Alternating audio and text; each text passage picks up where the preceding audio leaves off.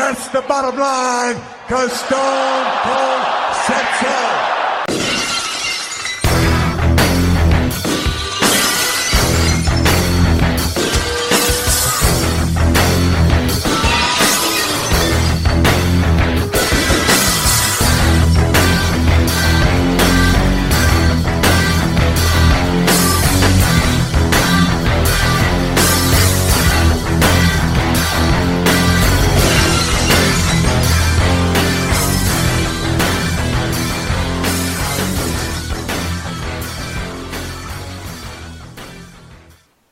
Welcome back to the Bottom Line Wrestling Cast, the career of Stone Cold Steve Austin.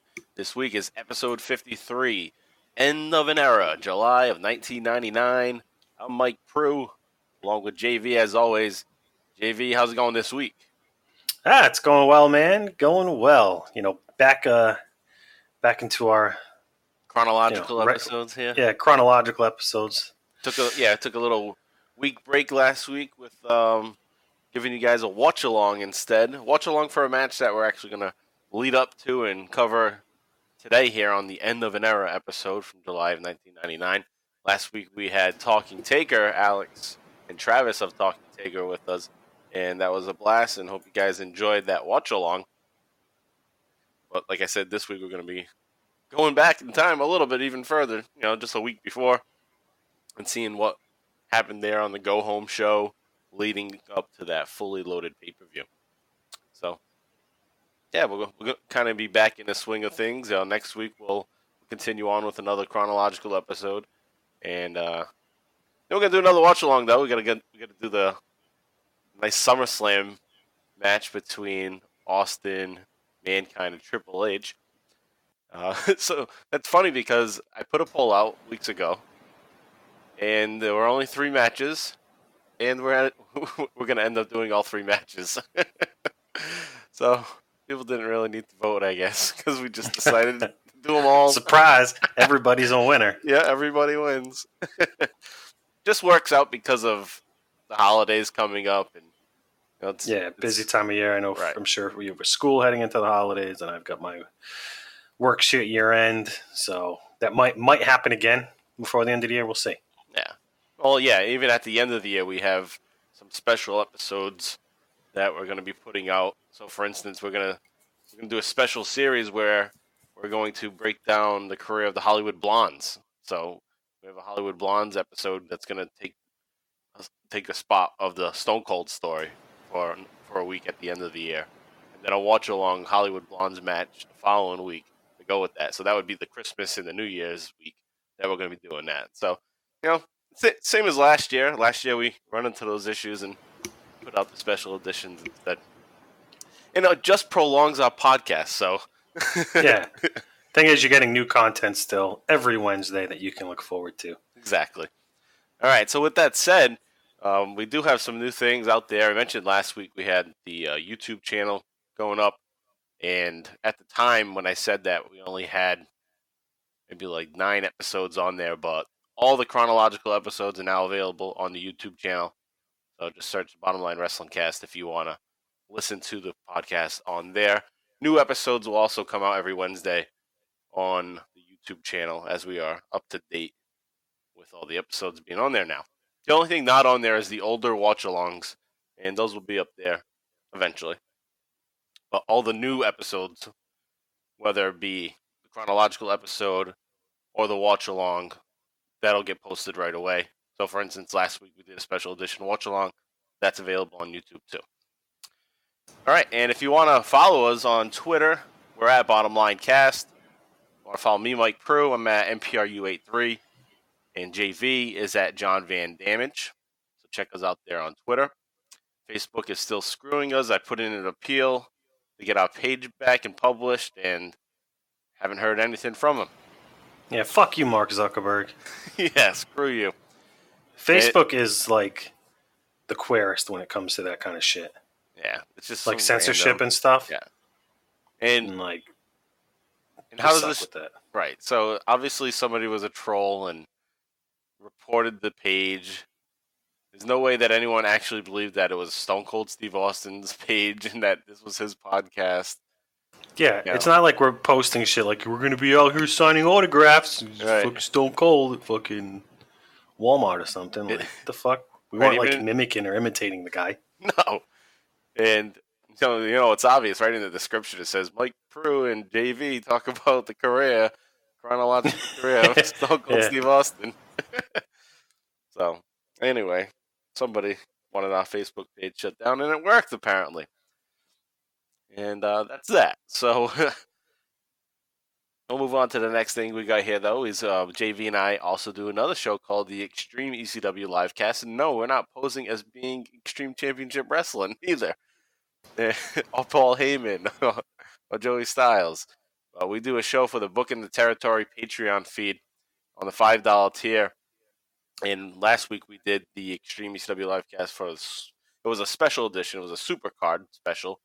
And we did the watch along for Ultra Clash 1 from September 18th, 1993. And if you want to follow us, we're at Extreme Cast on Twitter for that. Also, 2 weeks ago, before we did our watch along with Talking Taker, we had episode 52, which was the Art of the Deal. So just basically want to give you a little recap of that real quick before we get into the new stuff this week. Austin booked a match for himself before he was being removed as the CEO. So he set himself up for a championship match, and that was the match between Undertaker and Austin, where he won back his championship in the highest rated segment of Raw in the history of Raw. And then Austin and McMahon work out a deal. And that's why the episode's called The Art of the Deal.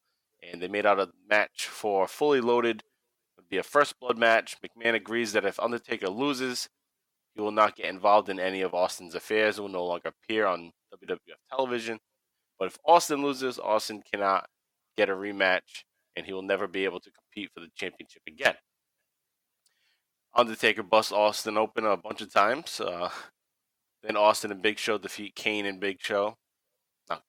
Then Undertaker and Austin, rather. They teamed up in a random team up here against Kane and Big Show. And then Austin was busted open again. So a lot of blood happening, and this match was set. So now we're into the last couple of weeks leading up to this Fully Loaded pay-per-view, starting first with the Heat from July 18th of 1999. And that gets us caught up to where we are now. So, JV, you ready to get into this next step in Austin's career? Yeah, let's move on. All right, so here we are at Heat 51, July 18th, 1999. And it's going to be a promo with The Undertaker. And let's take a listen to what the Deadman has to say. In his hands. So, Austin, how does it feel? How does it feel to taste your own blood?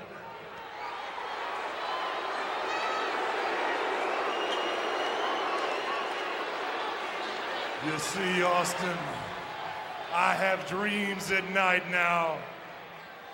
And what I dream of is the wound in the top of your head and the blood pours from it. It gushes until your whole rotten carcass is covered with the stench of your own stinking blood. The Undertaker is demonic, the embodiment of evil. Austin is only one man, and one man can't beat The Undertaker. Fully Loaded, Austin, it is inevitable. I will be once again the World Wrestling Federation champion, and I will bust his head open.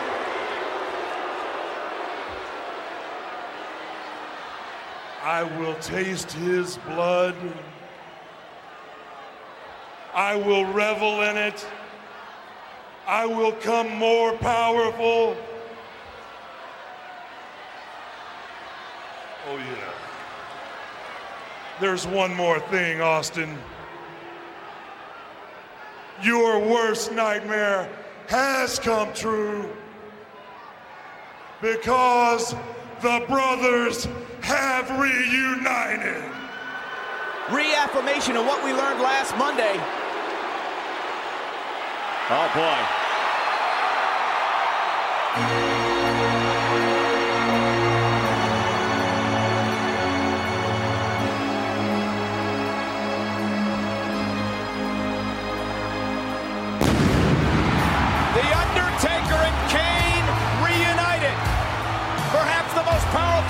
in the history of the WWF, and Kevin, you have to wonder what this means for not only the WWF, but Stone Cold Steve Austin next Sunday.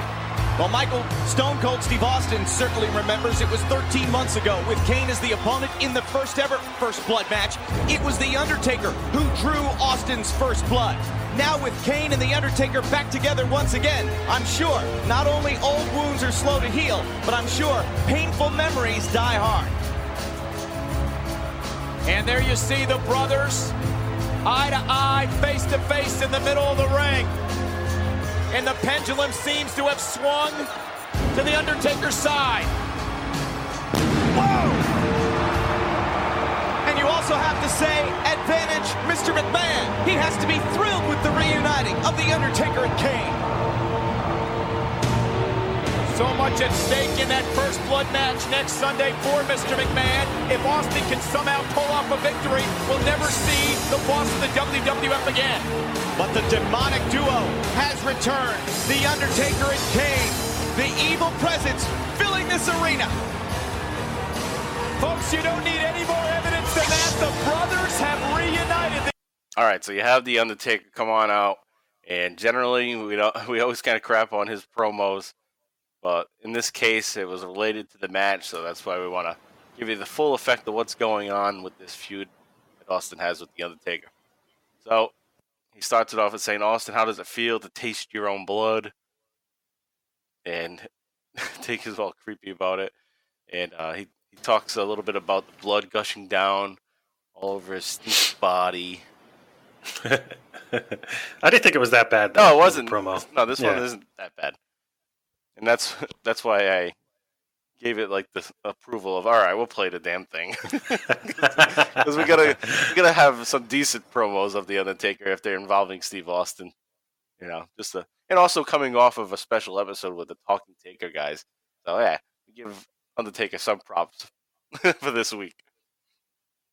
So anyway, he continues on and he says, you know, he can beat anybody.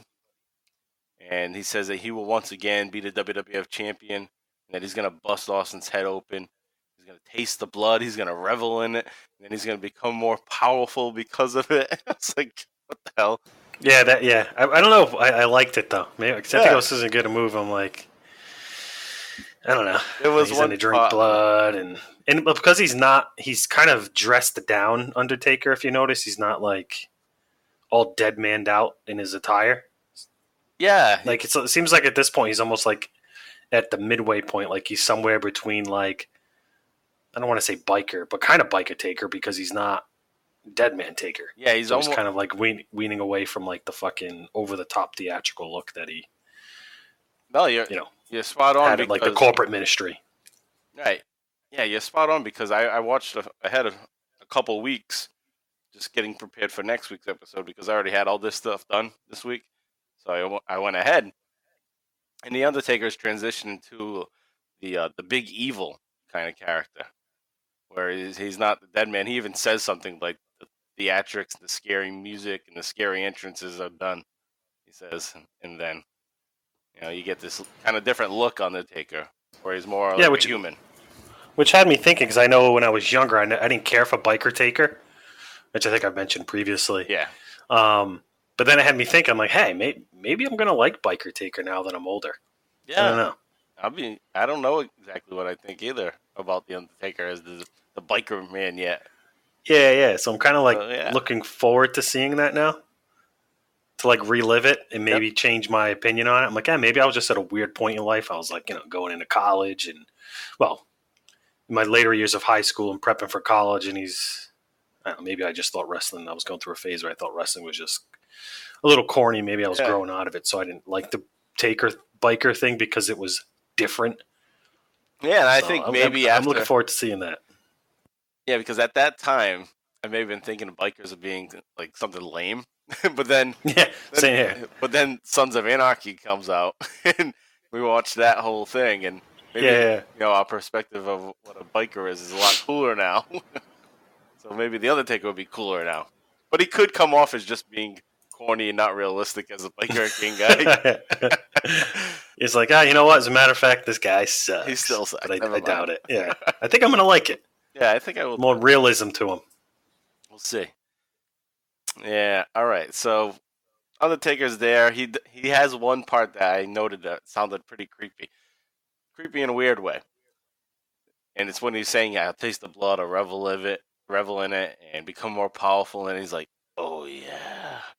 Like he's turned on by the blood. He says, there's one more thing, Austin. Your own worst nightmare has come true because the brothers have reunited. So now we got this reuniting of Kane and the Undertaker, which is going to be very short-lived, which is annoying to have this big reunion, and then just weeks later it's like, nah, never mind. We're not going to do that. And we'll get into that, I think, more in next week's episode in the Attitude Era notes. So, there you have it. They stand together. They stare at each other as that promo ends. Also, on this episode of Heat, they make the announcement that Jesse Ventura is going to be the special guest referee for the WWF Championship match at SummerSlam. Then they show footage of the press conference. And I thought it was weird because they're making this announcement on Heat and not on Raw. They made no mention of it the previous week on Raw. And I guess they just wanted to get it out there right on the Sunday instead of waiting until Monday. And I guess the news had already went out there, so they probably wanted to have it on their show, I would imagine, I guess. And this is the second to last Heat? Second to last time. Well, not all time, no. Second to last Heat that's available on the network. Oh, okay. Yeah, so... Oh, all right. Yeah. So there's more Heats, but we're not going to be talking about them anymore. Oh, what the fuck? What's going on? Yeah, so there's a holdup. I guess people have been waiting for a while because the Heats went up early on in the launch, and they haven't added any more since. So just 52 episodes available. It's crazy to think that we watched all of them. The hell, 52 episodes. And all the Raws we've watched in the past year, too. We started like in the 100s. Now we're into the 300s. Yeah, 321 is where we're going to finish tonight. Yeah. All right, that brings us to Raw 321 now, which is the go-home show to Fully Loaded. And this is taped in Lexington, Kentucky from July 13th, 1999. Now, I'm reading the where this is happening, and I listened back to part of an episode from 2 weeks ago, and I fucked up somehow. I said Indianapolis, and I didn't say Indiana. I said Illinois, and I heard it. I was like, "Wow, I sound like a complete dumbass." I said Indianapolis, Illinois. Oof. Yeah, that's pretty bad. You taught geography for a little while, didn't you? Yeah. The one thing I was thinking is that anybody that caught it had to be thinking, how the fuck do you get that wrong? It's Indianapolis. City of Indiana is what the fucking name means. That's a bad one, man. Ugh. That was bad. So, nobody said anything, so I guess they didn't care that much to call me a dumbass, but... Or maybe they didn't know either, huh? Yeah, maybe. But anyway, this is Lexington, Kentucky, and I don't think I can fuck that one up. I think it was just the I that made me think Illinois when I just skimmed over it without even thinking. That had to be what it was. All right, anyway, let's get into this go-home show from Raw 321. It's going to start off with a nice opening video package. Just 1 minute, but it gives you a nice little big fight feel for the upcoming match. It's the end of an era, and that's when they finally start pumping out that. It's not just the first blood match, it's the end of an era match now. So take a listen to that real quick. About a minute long. I've come to the conclusion that the World Wrestling Federation, quite frankly, is just not big enough for the both of us. Somebody's got to go and go for good. This, one way or another, will be the end of an era. An end of an era, indeed. Could be the end of an era. It will be the end of an era. If you want to see Austin and McMahon, give me a hell yeah. An end of an era. It will be the end of an era. You violated me, Austin. You violated me. Don't make corporate chat. It will be the end of an era. The end of an era. Vince, we will see your ass later. I hate Stone Cold. An end of an era, indeed. It will be the end of an era. Stone Cold, you've made a career out of screwing Vince McMahon. This Sunday will be the end of an era. Tonight, it's the beginning of the end. Somebody's got to go and go for good. Good. All right, so just a pretty cool video package there. It goes throughout like all the Austin and McMahon stuff, and they just point out that it's the end of an era. And it kind of truly is, because it's been a good year and a half of this Austin and McMahon feud, and they're kind of gonna just cut it down a bit at this point. So the angle is going to go in different directions. McMahon's not going to be as involved in the storylines for a little while anyway. And then he'll eventually come back, and Austin will eventually deal with him again. But they're taking a break from it. So it technically is the end of an era, because that has been the driving force behind WWF up to this point.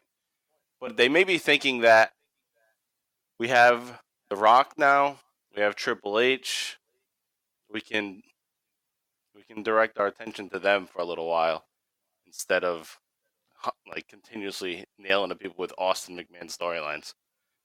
Yeah, I mean, Triple H is they're definitely pushing him to the top, bringing him into the spotlight, as we've noticed over the past few months. Right. And so it's smart booking by that, because they're really starting to beat a dead horse. It kind of feels the McMahon and Stone Cold feud is just starting to feel a little played out. Yeah, a little stale, definitely. Yeah, they've been in that well too long. Time to move on a little, I guess. Yeah. So would you agree? Yeah, I agree. That's what's good about this, is they're actually saying this is an end of an era. We're taking a break from this after this for a little while. So we'll get to that later in this episode, but also it continues on next week too for a little bit. But then they really change directions with the storylines at that point. All right, so this opening promo here is going to be with McMahon, The Undertaker, Triple H. So take a listen to what these guys have to say. It's about a 4-minute clip, so take a listen and we'll be back to talk about it right after that. Well, I certainly hope you brought your cameras with you tonight. Because if you did bring your camera, then you might just record history on film. Should Stone Cold Steve Austin decide to show up here tonight? Yeah. Get your cameras out. Get your cameras out and get ready to take Stone Cold's picture. And if you do, you would have captured history. Because it'll be the last time Austin ever appears on WWF Raw as the World Wrestling Federation champion. I'll tell you, you might want to take some photos of Vince. It may be bye-bye Vince this Sunday on pay-per-view. You see, Austin faces The Undertaker this Sunday at the pay-per-view known as Fully Loaded and the First Blood End of an Era matchup. So confident am I that Austin will never, ever again become World Wrestling Federation champion. So confident am I that Austin will lose the title this Sunday that I will promise you, no, wait a minute. I will guarantee you Austin will lose the WWF title this Sunday to The Undertaker.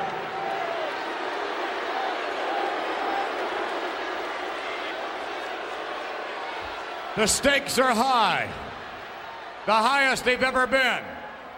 It's the first time that I have ever placed my career, Vince McMahon's career on the line in a match.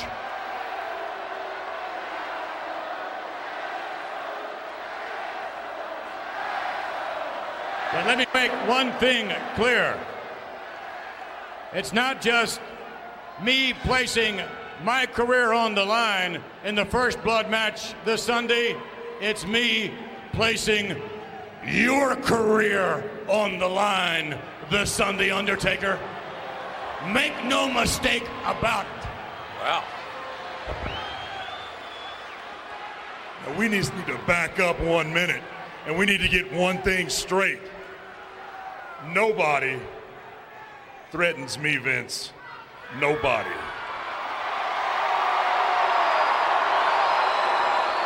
Somewhat unsettling for the corporate ministry. It was you that made the deal with Austin. That's your problem. I have a problem with Austin, and it's personal. The hell with business. At Fully Loaded, I'm going to open Austin up, and I once again will be the World Wrestling Federation champion. But I'm going to do it for me, not you. Man, this is a shocking turn of events here tonight already. The Undertaker says he wants to revel in Austin's blood. You're standing out here before the corporation. Let me remind all the members of the corporation, but you specifically, who signs your check, pal? All right? You better think about that. Hell, I made you who you are today. You get something straight. Nobody made me. Nobody owns me. And nobody sure as hell tells me what to do. Back off, Deadman. All right, so McMahon, he's in his wheelchair still at this point. So he's rolling down to the ring with his corporate ministry, which is also starting to just fade, fall apart gradually week after week. So McMahon gets into the ring, then he gets back in his chair and sits in the middle of the ring in his wheelchair. Vince tells the crowd that he hopes that they brought their cameras because they're going to witness history. He says, get your cameras out, take a picture because it'll be the last time Austin ever appears on WWF Raw as the WWF champion. And JR, he butts in right away and makes it known that the audience could also be saying bye-bye to Vince, too. Because it could be his last time on Raw for a while. So McMahon calls the match between Austin and Undertaker the end of an era match. McMahon is so confident that he's going to promise. Well, of course not just promise. It's going to be a guarantee. There's that word again. Guarantee. So he's still harping on that. He's been saying that for a long time now. These guaranteed things. And how, when he says it, it means something. So he's going to guarantee that Austin will lose the WWF title this Sunday to The Undertaker. And Vince says this is the first time that he's ever placed his career on the line in a match. He's saying his career, and this becomes kind of confusing because the announcers say it differently. JR says it different from time to time.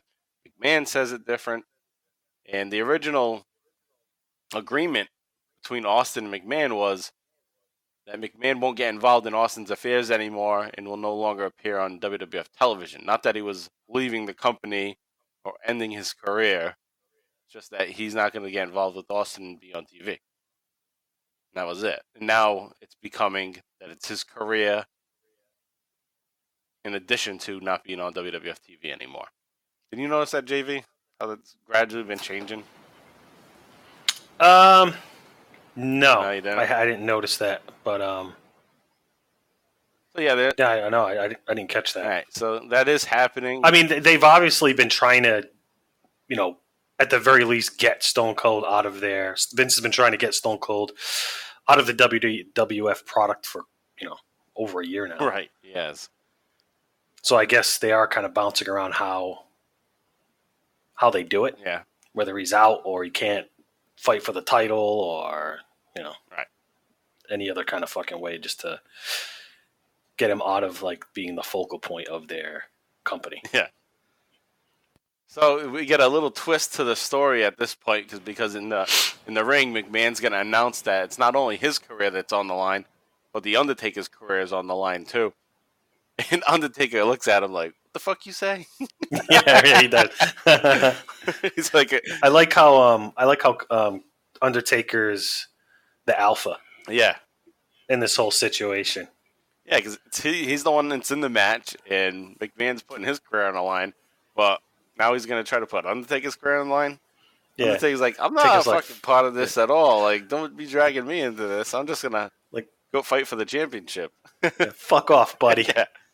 So Undertaker grabs the mic and tells him, nobody is going to threaten him. He says, it was you that made the deal with Austin. That's your problem. And I was like, yeah, that's exactly right.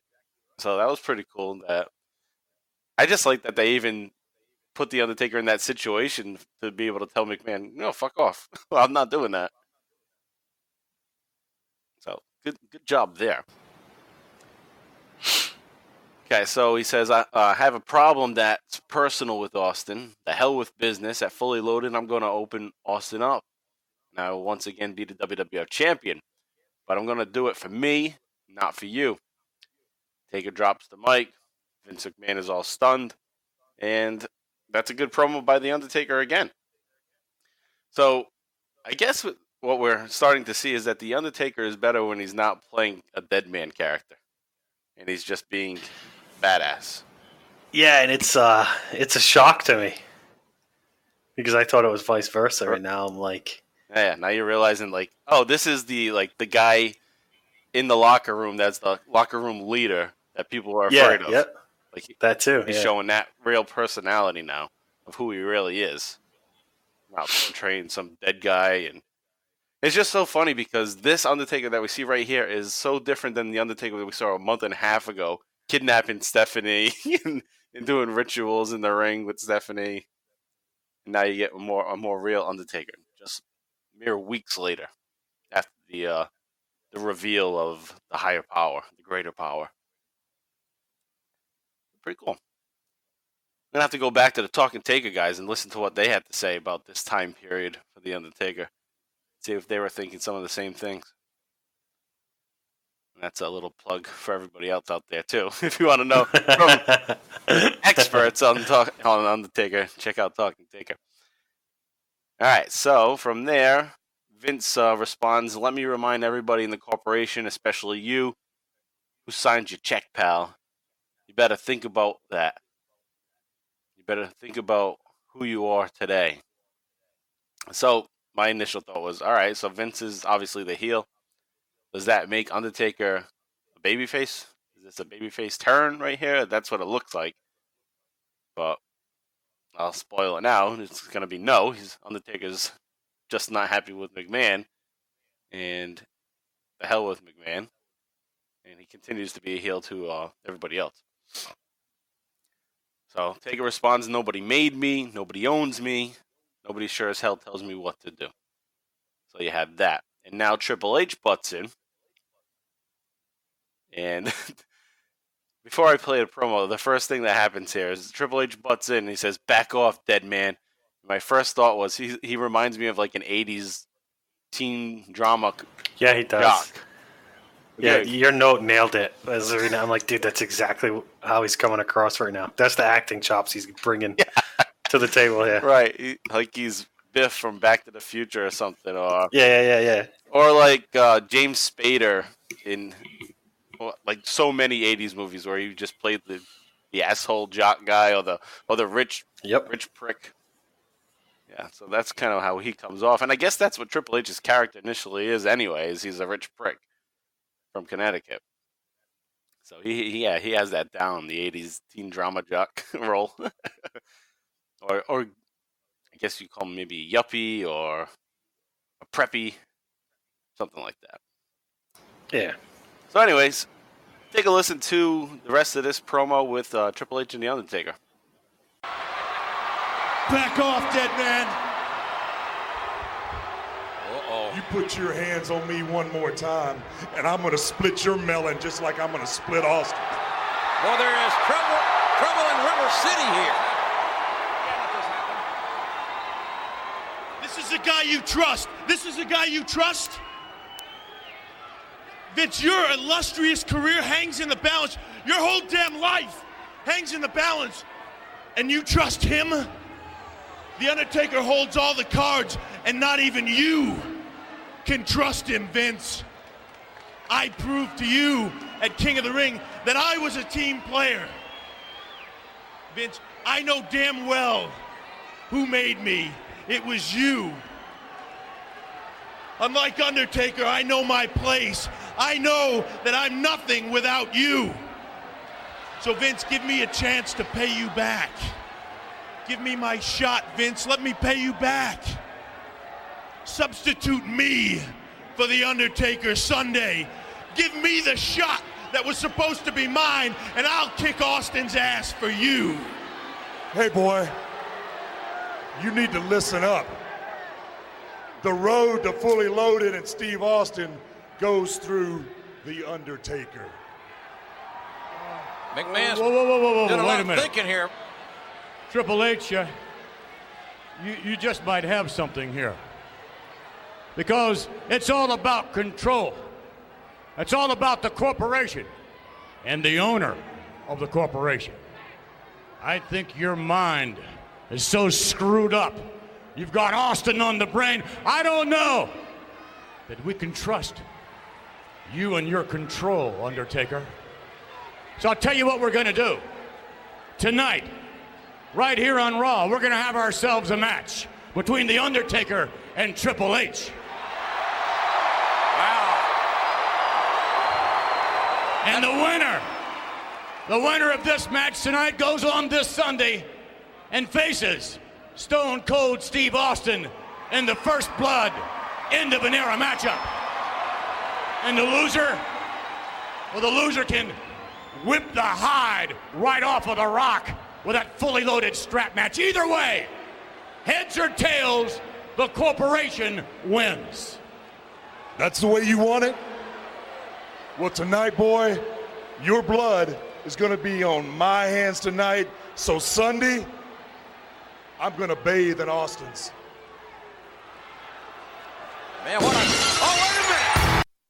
All right, so as we were just saying before we played the clip, how he's like a 80s teen drama jock when he says, "Back it off, Deadman." Undertaker gives him that same, "What the fuck do you say, look?" that he gave Vince just moments before. So Undertaker's not backing down from anybody. Triple H even backs up because he knows that he's about to get fucked up by the Undertaker. He continues. He knows he figures out his role in the ring there. Yeah, he's like he tried to flex being alpha. See how Taker responded, and Taker's basically just like, "Fuck off, buddy, right. Sit down." Yeah, exactly. It's a good way to put it. He was testing the waters and he got shut down. So Taker tells Triple H he will bust him open, like he's gonna bust open Austin if he touches him again. Triple H tells McMahon his whole damn life lies in the balance of the Undertaker. It's funny to look at their relationship knowing what it becomes 20 years later. You know, father-in-law, son-in-law, and also his role in the company today. So this seemed like a kayfabe early viewing of Triple H manipulating the boss. Yeah, really, trying to put into his ear the influence he has on the product, right, for the next 20 years. Right, exactly. So that could be a balance of some kayfabe and some actual reality in their relationship. Even at this point, because we know that he had some influence in Montreal Screwjob, and he just kind of became one of the main guys backstage. After that, he took his punishment and sucked it up and continued to kiss ass. So he says, "I proved you wrong at King of the Ring, that I was a team player." Now they're talking about the most recent King of the Ring, but that piqued my interest a little bit because I thought he was going to go into, "I proved to you at King of the Ring that I'll do business I took the loss, King of the Ring 96 when he was supposed to win. Yeah. I thought maybe he was going to get to that, but they didn't touch that. He was actually no, but I think that's what he was implying. Yeah. After when I read that in your notes and stuff, I was like, that's a good catch because I think that's absolutely what he's implying there is that like that King of the Ring, right? And if you right, I don't know, but if you're like a smart fan and you're in the know, yeah. Right, so, but I've convinced myself. I like to think it's that he's referring to because it's no, it's a cool. It's better. It's better for the story. Right, it's a cool, subtle way too to put it out there. Like, hey, you guys held me back. Now you're not going to hold me back anymore. So yeah, it could work both ways. Triple H wants a title shot. He wants Undertaker's title shot at Fully Loaded. Undertaker's like, what? I don't think so. He's like, hey, boy, you need to listen up. The road to Fully Loaded against Stone Cold Steve Austin goes through the Undertaker. So then from there, McMahon jumps in, tells Undertaker, your brain is so screwed up. You have Austin on the brain. We don't know if we can trust you in your control. So they're having this inner struggle within the corporation at this point, which is really just falling apart. Yeah. But these are the last two big guys in it. And McMahon thinks it's a good idea to have them fight each other, which makes no sense if you're trying to keep. No, I thought this was terrible booking. Yeah, because I was even confused as I'm trying to watch. I'm like, why? What the fuck's the point? Right, you're gonna. It's like they just wanted a match for the crowd, right, and for the audience for TV. Yeah, and it's ridiculous because they've been building up to a First Blood match. And now you're going to make the audience think that there's a possibility that you're not going to get Undertaker versus Stone Cold now? Yeah. You're not going to get that. It's been the build-up, right. But then it was just stupid. I don't agree. I mean, obviously we know that doesn't end up going that route. Right. But, I don't know. I did not like it. No, I agree. They should have went a totally different direction. Yeah. So what they do say, though, is McMahon sets up the match. It's going to be Undertaker versus Triple H later in the night, number 1 contenders match. But the loser has to face The Rock in a strap match. So it was already set for Triple H to go up against The Rock in Undertaker versus Austin. So nothing's going to change. It's not going to be Undertaker versus The Rock in a strap match all of a sudden. So, yeah, it was just shitty. So Austin's music hits right after that. And Austin comes out, and he's riding another vehicle. He's got a new vehicle to add to the list. He's got his Central Kentucky Blood Center van that he pulls out. This is funny. His Bloodmobile, as JR calls it. So take a listen to JR on the call and just the whole spectacle of Austin coming out there in a blood van. Take a listen.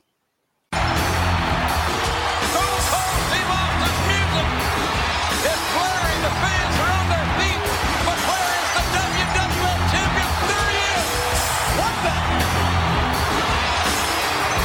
Austin driving in here, and what it looks like to be some sort of bloodmobile. There's the WWF champion, but who will Austin meet this Sunday on pay-per-view in the First Blood matchup? Will it be The Undertaker or will it be Triple H? We'll find out tonight. Austin busted wide open here last Monday night at the hands of The Undertaker. And I guarantee you, the Rattlesnake hasn't forgotten that night, not for one moment. The bandage on Austin's head, though, JR, covers a wound that may not be able to heal in time by this Sunday. That premeditated attack by The Undertaker has served its purpose. That wound is fresh. Undertaker, you want blood? I brought you a whole damn truckload of it, son.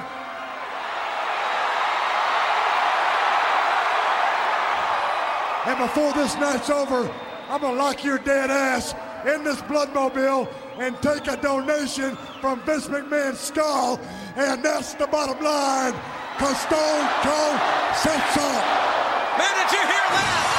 Austin has promised to lock The Undertaker in that Bloodmobile and then extract blood from Vince McMahon's skull right here tonight. And by the look of the eyes of that blue-eyed rattlesnake, he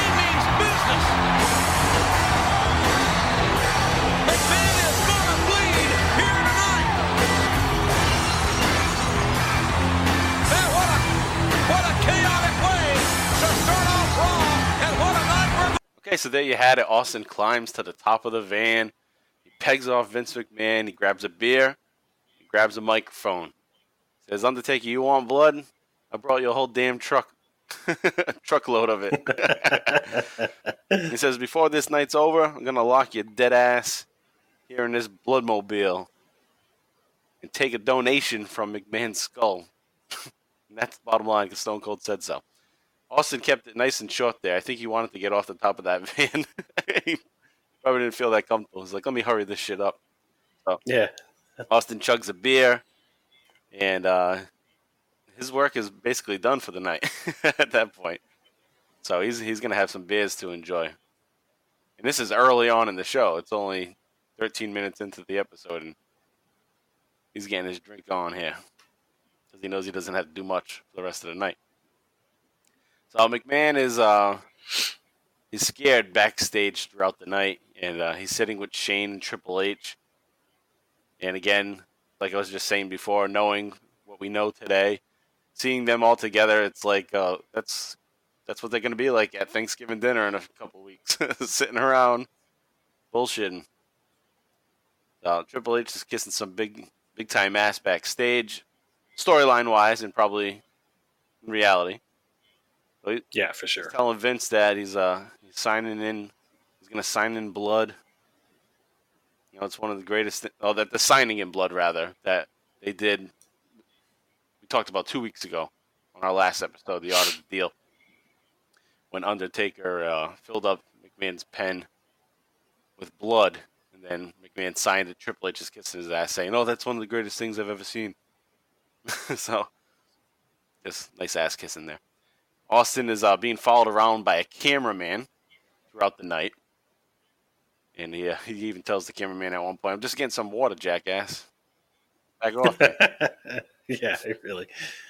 Let me breathe, bro. Yeah. All right, and then that brings us to this main event, number one contenders match, The Undertaker versus Triple H. This unnecessary match, but being that it was the go-home show, JV is probably right with they didn't have this mapped out well enough, and they needed another match, another big main event match for this last Raw prior to Fully Loaded. So there was supposed to be this reunion between Undertaker and Kane.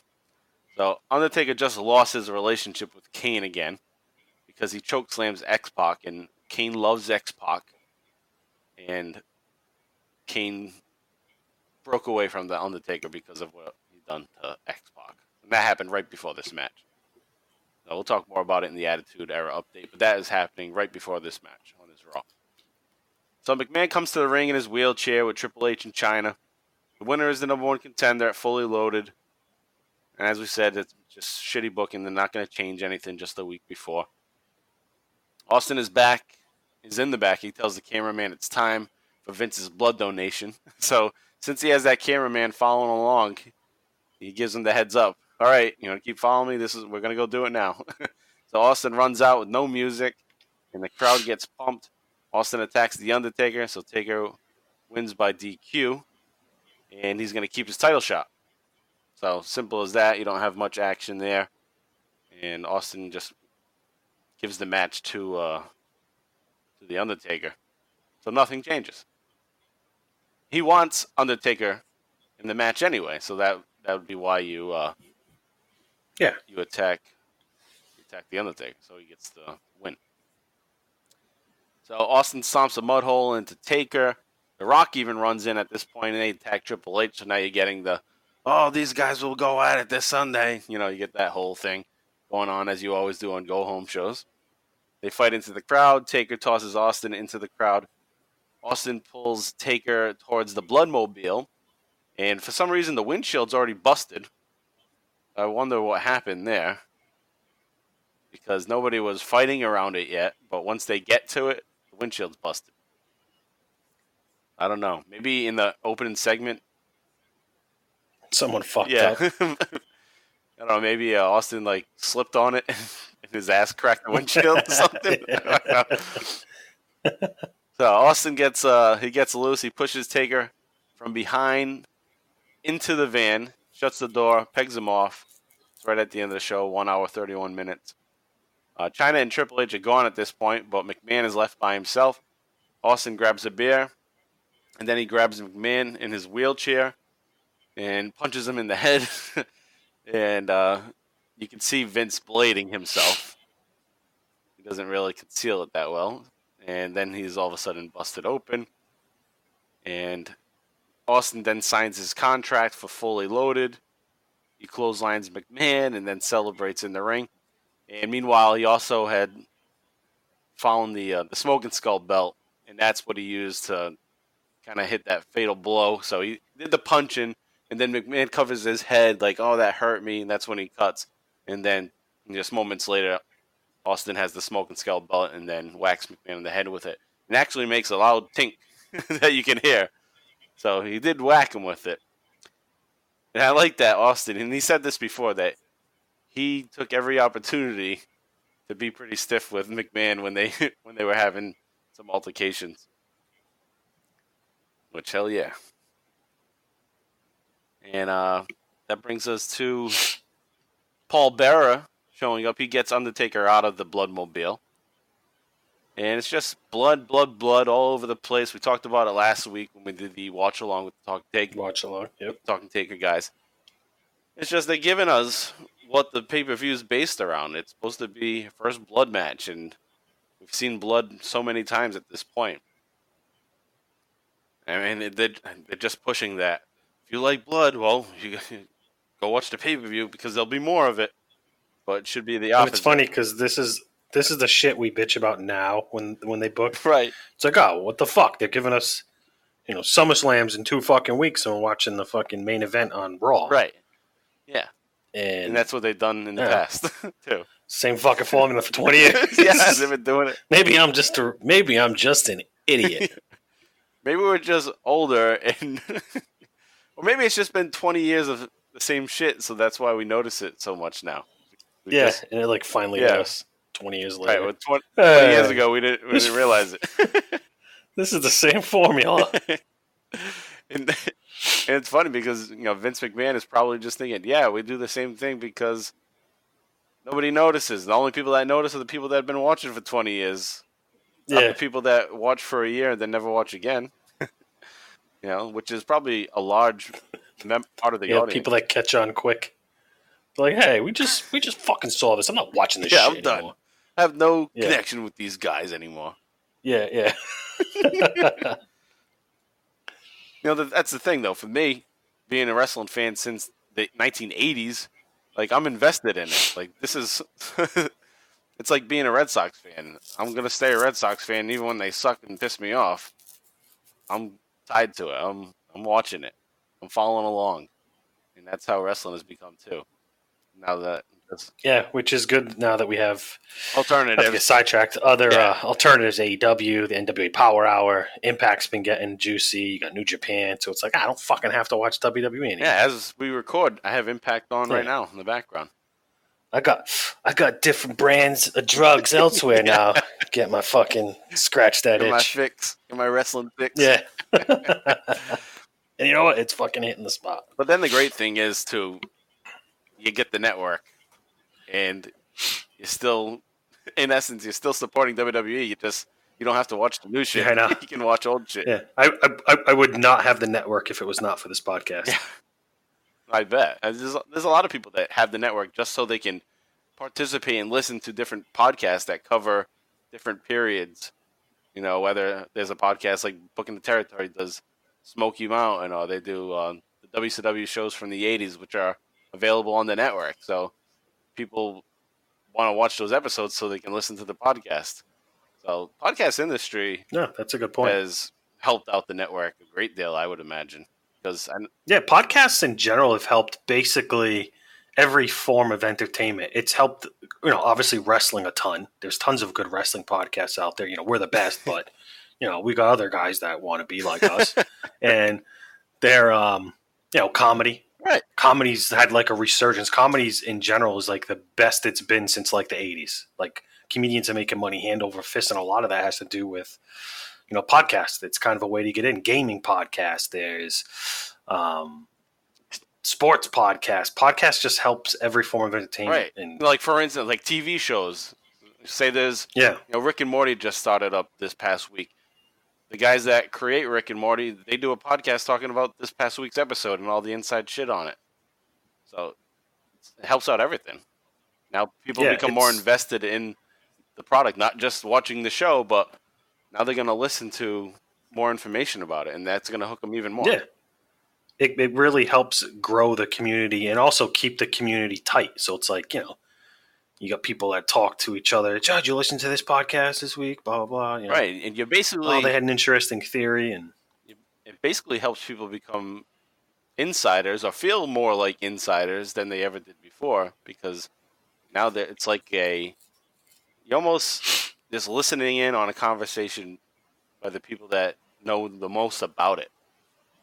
Which I think is that's the best way to put it. Which I think is a good thing too, because it can remind the audience that, hey, you're just the audience. I fucking made this, so don't think you know more about it. Maybe you do know more about it, but I'm the one creating it. So if I forget things, hey, that's my prerogative. Know your fucking role. Right. But anyway, so that Raw basically gets wrapped up there with those final moments there where Austin busts open Vince McMahon, and Undertaker is going to make a little comeback there right at the end to keep him looking strong, not so he doesn't look like a little bitch that got thrown into the blood van at the end. So a fucking looks like a fucking old folks van. Like it's a blood van. I've never seen a blood van before. It's the first I've ever fucking seen one. I think they bring it kind of looks like adult daycare. It does. Yeah, there's one that's down the street from me. I see it drive by my house every day. It's like, that looks like the blood van. It's kind of, never mind. It looks like other vans. That's what it looks like. Yeah. Yes. I won't go there. All right. Yeah. We'll leave that open to our listeners. Yeah, interpretation. All right, so Austin and McMahon are laid out on the ground because the Undertaker makes his comeback. He busts Austin open with a beer can, which I thought was poetic justice. So the Undertaker comes back and, hey, you're gonna try to screw me? Well, I'm gonna bust you open with that beer can you like to drink out of. So they're laid out. They're both busted open, McMahon and Austin, and Taker leaves with the smoking skull belt. He's just like, all right, this is mine now. Yoink. So Austin's belt is always getting stolen. But I think he actually has it back. I don't recall. Maybe I have it in the notes. But anyway, we move on now to the night of Fully Loaded. It's July 25th, 1999. And we're at Heat. It's in Buffalo, New York. And it's live. And this is the final Heat that we're going to cover. For now, anyway. Who knows? Maybe next month they add 50 more Heats. Then it'll depend on if it involves Austin that much at all. Which Austin is going to go on a hiatus for a little while coming up in 2000. Well, actually, the end of 99 into 2000. So even if they did put more Heats out there, we'll probably skip him anyway because he's not gonna be there. All right, so let's get into it now. We have an interview with Austin. So let's take a listen to this pre-show interview. As bad as I hate to say it, this may be the last time I ever had the privilege of interviewing you as a WWF champion forever. Well, that just ain't going to happen, Jim, because I'm not going to sit here and tell you I'm not going to bleed. I'll sit here and tell you that I'm not going to be the first to bleed, and that's all I got to say. Hey, look out! Wait, that's The Undertaker! Come on, guys! The Undertaker's attacking Austin! Come on! The Undertaker's stomping the rattlesnake! The Undertaker's trying to change the complexion of this first blood match. The Undertaker just slamming Austin into that concrete pillar in the back. The Undertaker's attacked Austin moments away from the title match. Austin's bleeding. Stone Cold's bleeding. Advantage Undertaker. Advantage Undertaker. And the McMahon's looking on.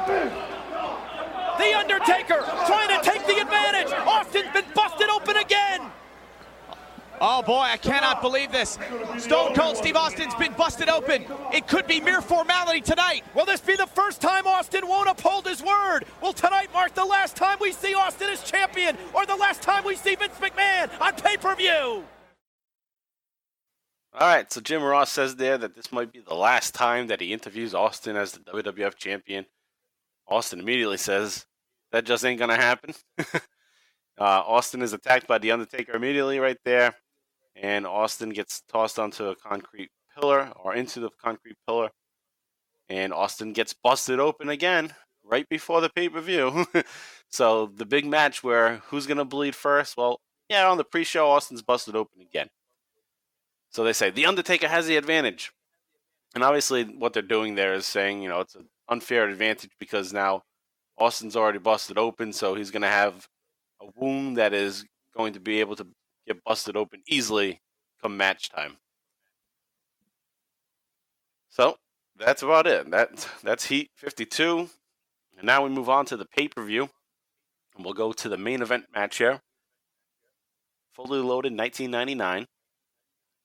Okay, so prior to the match, some things go on prior to the match, so we'll cover that first. Austin tells the paramedics to do something about the cut. Michael Cole is going to accuse Vince McMahon for planning that attack from The Undertaker.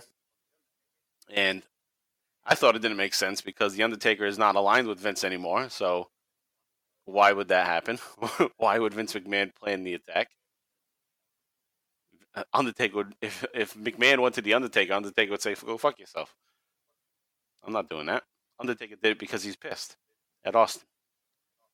So Vince guarantees that Austin will lose the title and never, ever again be the champion. Austin gets bandaged backstage, and then he's going to come out at the beginning, 22 minutes into the show, and he just beats up Jeff Jarrett. And that's because Jeff Jarrett has been talking shit about Austin lately. Austin did have that instance where he ran down and beat up Jarrett after Jarrett was telling Deborah to put the puppies away and shit. We talked about that 2 weeks ago on episode 52. Do you feel like they were kind of testing the waters to see a crowd reaction on a potential feud between the two? Yeah, possibly. But it just... why would they even bother? Jeff Jarrett just doesn't... Yeah, because, nothing about Jeff Jarrett seems like main event guy. No. And he goes on to be main event guy in TNA, but even then he doesn't feel like a main event guy. No, he's not, and that's why TNA wasn't like... Right. This big fucking thing. Yeah. It was. It had its fan base. I wasn't a big. No. I was like when it first started because I was like interested, but I quickly got disinterested in their product, and Jeff Jarrett's one of those fucking reasons. He's not a main event guy. He's like a transition champion at best. Right. And that's even a reach. Yeah, that is a reach. He's a talented guy. He's a great worker. He's good on the mic, but he's not. There's nothing like. Yeah, he's not a. I don't know. Yeah, he's not. Is he a Hall of Famer? Yeah, but is he like? He's not the guy to. He's just weird. To run you, to lead your company. Yeah. The only reason why he was in TNA is just a weird talent to kind of judge where he belongs in all time. Yeah. Well, the thing is, in TNA, it was his family, so that's why he was on top. Yeah, that's the thing. It's like fuck, geez, it'd be like if Shane McMahon was like booking himself as the fucking champion all the time. Right. So that's what he did there. Now, the thing with TNA, just real quickly, since it was brought up, at the time I wasn't a fan either, like you just said, but TNA would be something to go back and you could go watch some of the 2004, 2005, and you'd see some good shit on there. But it just, at the time, it didn't appeal. Obviously, there was the fan base, but it didn't appeal because I didn't know any of them, and I didn't bother to get interested in it. But you can go back now and watch it, and it's like, oh shit, there's AJ Styles, there's Samoa Joe, and you see all these great stars early on. So yep. That's the good thing about there being access to those videos. Yeah, it's like they definitely had talented guys there. They had some legends that had very, very classic matches there that'll just get lost now in wrestling world unless like WWE or a big company buys up their library or something. Because I don't think they'll just, a lot of great matches that'll never get their exposure. So I don't think they'll stand the test of time because of that. Yeah, you'd have to be a fan of that and be a fan of Impact even today if you wanted it, because they have their network. And, it's pretty cheap, too. It's like another $7 a month, and you can get the whole history of TNA. All the pay-per-views, Oh, I didn't know that. It's available on Roku, the Roku app. You can get it on there. And it's also one of their wrestlers recently said, too, he's like, if you're still... Rob Van Dam. Oh, yeah. He's like, if you're still referring to us as TNA, then, you're missing out because this is not TNA anymore. Or Impact. Yeah, I'm going to have to check more of the new Impact out. I have it on right now, but I don't know what the fuck's going on, and I don't know any of these guys. Like the stuff I'm seeing on social media from them is they're really putting out good content. The women's division looks surprisingly promising. Like Rob Van Dam's new girlfriend or something just signed, so they're kind of like a duo now. And she's a bad bitch. Katie Forbes is her name or something. I mean, her gimmick is kind of like a stripper almost. Oh, that's cool with me. But she's pretty hot and attractive, and she's actually super talented in the ring. Like, she can work. I don't know if she can work a long match. I don't know what her stamina is like, but she's an athletic woman who's, if she probably wasn't as so risque looking in like the way she carries herself, I think WWE probably would have like. There's a reason why she flew into WWE's radar, and that has to be the reason. I think she's just like too sexual. Yeah, maybe like her Instagram and Twitter and shit. Yeah, but just, NWA Power Hour, you got all these other promotions now that are really using social media to their advantage, AEW. So it's going to be interesting to see the next couple of years what other promotions kind of pop up now to give which ones WWE right, a run. Which ones stand the test of time, at least for a little while. Because Ring of Honor fell off. They're kind of in a funk right now. They got screwed by AEW. All the guys just leaving there. Bouncing. Yeah, but they'll turn it around. All right, so let's get back to this here at Fully Loaded 1999. Austin's going to run in, kick Jarrett's ass, and he's going to get in the ring and cut a brief promo. So take a listen to what Austin has to say to The Undertaker. Undertaker, listen up, you big dead son of a bitch! If I'm going into this first blood match with stitches in my head, then Jesus Christ, son, so is your sorry ass. What? What I'm gonna come back here and do is find your big dead ass and bust you wide open, and that's the bottom line, 'cause Stone Cold said so. Stone Cold Steve Austin has just laid down the law, King. Austin is he's going hunting. This is bad. Austin's going hunting for The Undertaker. And Austin's not going to wait, apparently, until the WWF title match. That's first blood in the banana match here tonight. Mr. McMahon, did you hear what Austin said? He's coming for The Undertaker. Austin is hell-bent on eliminating The Undertaker's overwhelming advantage before the first blood match right here tonight. All right, Austin tells Undertaker to listen up, you son of a bitch. If I'm going into this match with stitches, then so is your sorry ass. So Austin says he's going to find The Undertaker backstage. He's going to bust him open. And JR makes the call. He says he's going hunting. So Austin is on the hunt for The Undertaker throughout the pay-per-view. Undertaker runs in after the Kane versus Big Show match. And the two of them beat up on Kane. Now Austin knows where Undertaker is, so Austin heads out there, he waits at the curtain for Undertaker to walk back through, and he attacks the Undertaker there, and Undertaker is busted open. So now we have fair game for the main event, and Austin gets stitched up, and he gets a bandage put on his forehead, and the match is about to kick off here. The first blood match, the end of an era match. And we're going to play a nice little video package that they set up just prior to the match that kind of runs through this whole feud that they have going on here. So take a listen to that, and then we'll just get into the match quickly. So we'll be right back. Because we are moments away from the first blood in of an air matchup for the WWF title. The stakes have never been higher in any WWF match in history. Take a look at this.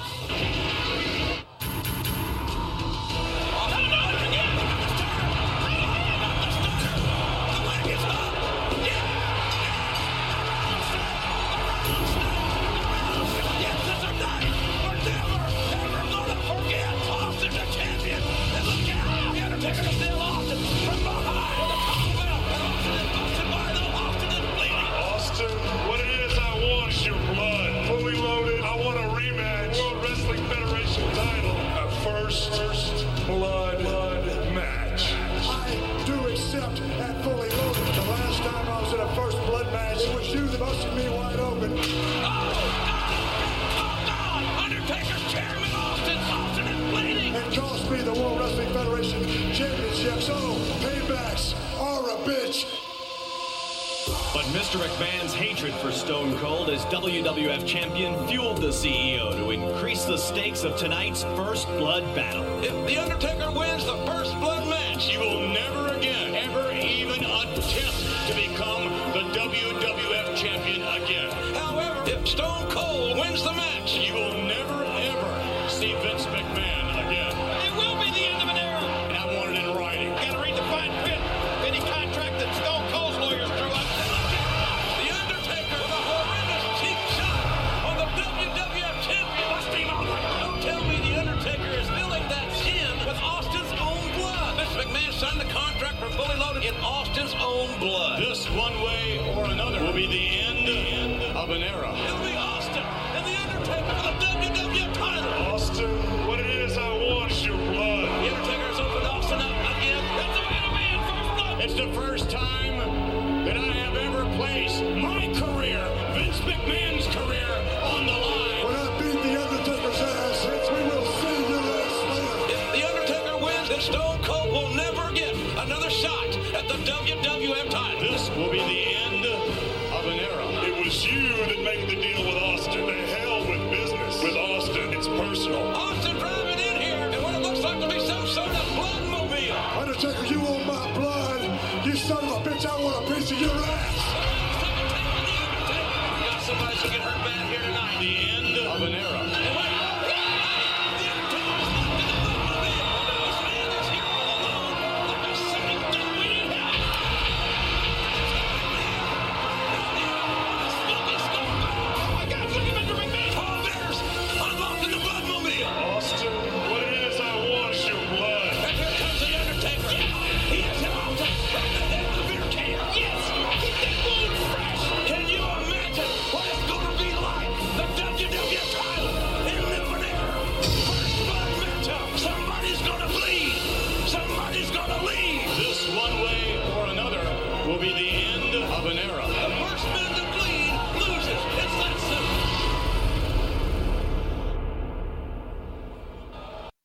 All right, so nice little video package there, and then the match is going to get going here. So McMahon comes out on crutches, and he's going to do commentary. Undertaker rather, is walking from the locker room to the entrance, and he's tapping his head with his clothes because he just was busted open. Taker makes his entrance there, and they got that heartbeat pounding music, the pulsing music that they like to play for the big match feel. And then the music kicks off for both guys. You get the Undertaker first, then you get Austin's music. He comes out, and they get going. Austin and Undertaker are both going for the head, and they're gonna they want to reopen their wound. So that's good psychology because that's kind of what they've been building up the whole night is that they're both vulnerable now, so they might as well be going right for it so that they can get the win and get the championship. Now we did the watch along last week. But I don't want to talk all about it again because we want you to listen to the watch along, of course. But I don't want to shortchange anybody that doesn't listen to the watch along. Give them a nice recap. Kind of recap what goes on here. They fight in the ringside area, and they're trying to slam each other into the steel steps.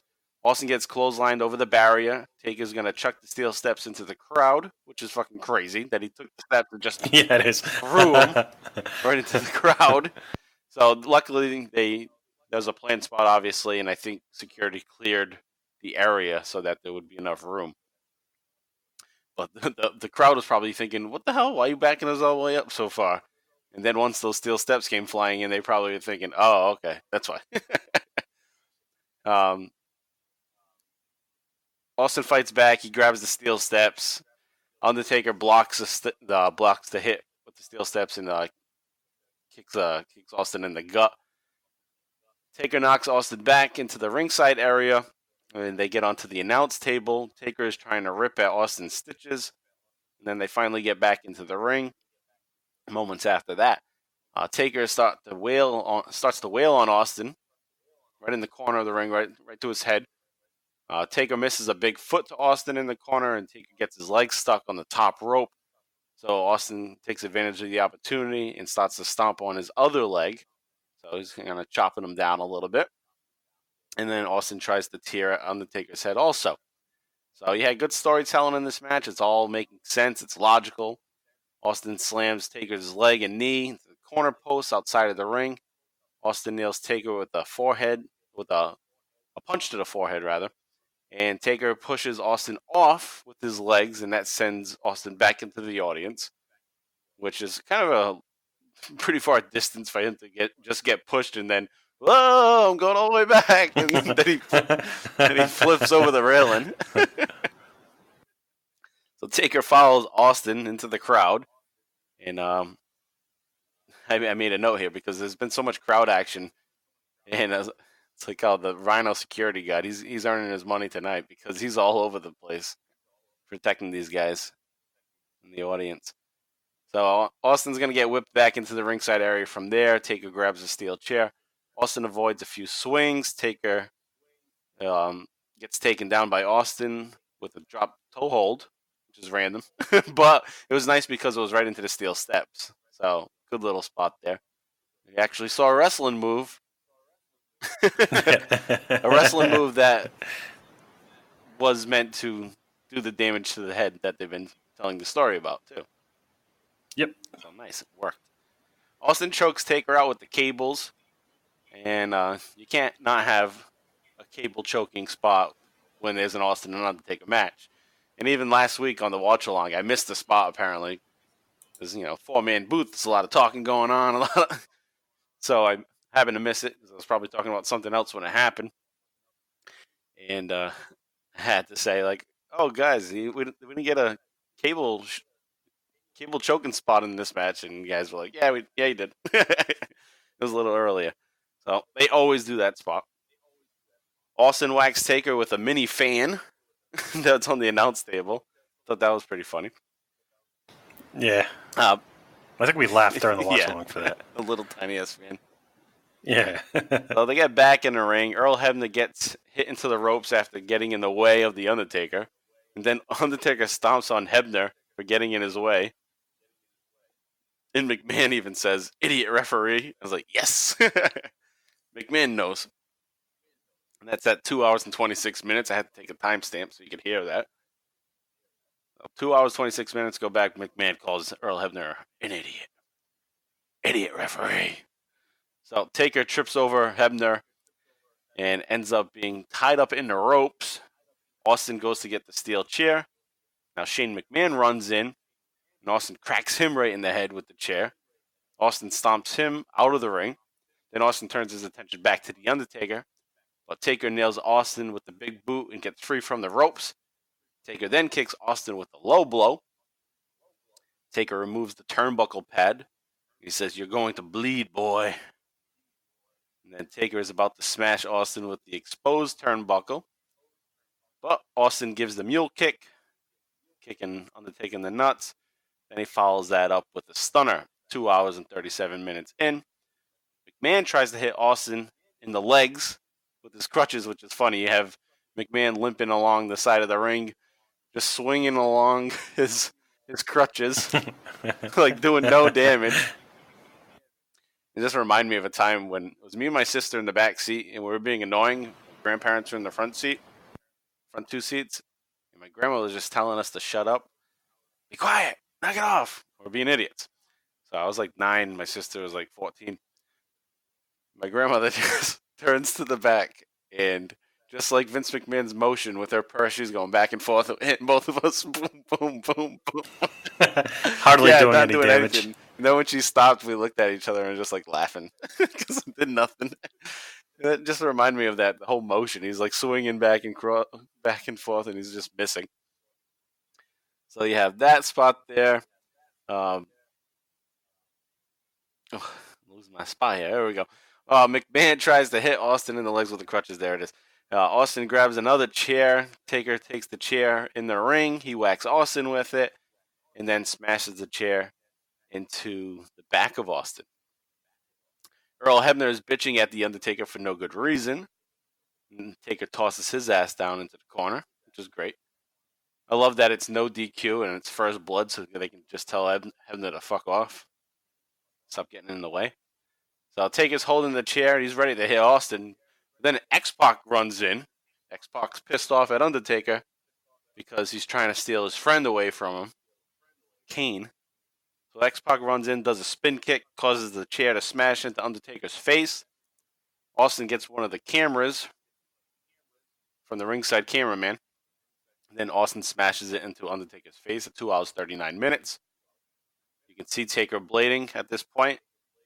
Shane is in the ring as a distraction so that you're paying attention to Shane and not looking at Undertaker. Then Shane gets knocked down. So then that means, all right, it's time. Undertaker's ready to go. Taker gets back up. He's busted open now. And Austin begins to punch. And then Earl Hebner starts to come back too. And Taker is setting up to hit the tombstone, but Earl Hebner notices that Taker's face is busted open. And he calls for the match to be over. Calls for the bell. And just like that, Undertaker loses the match at 2 hours and 40 minutes. Taker just lets Austin go, and Taker is in shock. And Taker's going to knock out Earl Hebner again because he's pissed off at him. And that means McMahon's got to go. Austin retains the championship. McMahon can no longer interfere in Austin's affairs. He's no longer allowed to appear on WWF television. So there you have it. And we have a lot of kind of random action that happens after the match. Austin's going to hit Undertaker with a stunner. McMahon comes in. He gets stunned. Triple H runs in, starts fighting with Austin. And this is now the main event for SummerSlam because Triple H won a match earlier against The Rock, making him the number one contender for SummerSlam. So now they're setting that up, Austin and Triple H. The Rock runs down, and he attacks Triple H. And off camera, Taker nails Austin with a chair shot. You can barely see it. And we get The Rock and Triple H fighting at the ringside and then up to the aisle. Austin rolls out of the ring. Taker's just whacking the shit with steel chairs. He's just going after everything. He's pissed off. Yeah, he's fucking just whacking everything. Which he should be. Should be pissed. That's good selling there. Yeah. Selling that he actually cared about losing the match. Yeah, sells even more so the importance of the match. And exactly. Austin hits Taker with the crutches, and they're now both busted open. Taker's about to hit Shane McMahon. A bear comes flying in towards him, which is great. Taker's in there. He's about to hit Shane McMahon. A bear comes in flying from the audience, and Taker just swats it down and then punches Shane McMahon. That's worthy to go back to see. 2 hours and 41. Just Undertaker just having this match, this brutal match. He's busted open. He's drained, and he out of the corner of his eye sees a beer can coming right at him, and just swats it down and gets right back into what he was about to do with hitting Shane McMahon. Just made Undertaker look so badass. So the refs and the agents are breaking up the brawl. Taker walks away towards the aisle. Austin cuts in through the ring, and then he attacks Undertaker, and they fight up the aisle, and they get separated. And you can see Stone Cold exhausted, and he just collapsed. He just lays on the ground there. And JR says that McMahon will have to leave the company, which I mentioned earlier. That wasn't supposed to be the case, but that's what they're saying here. Austin heads into the ring to shake Vince McMahon's hand. They shake hands. Then Austin hits McMahon with a stunner at 2:43. And Undertaker's just looking on from the aisleway. My skull rating, I think I gave it a 3 skulls. Is that what? I think I was 3.5. Yeah, I forget, but it was 3.5 that area for sure. That. Definitely not lower than that because it was entertaining. Yeah, it was good brawling. I thought it was good psychology. The storytelling was good in the match itself. Now, things that they did leading up to it, I didn't really like. So much blood. Would have been nice to save the blood a little bit.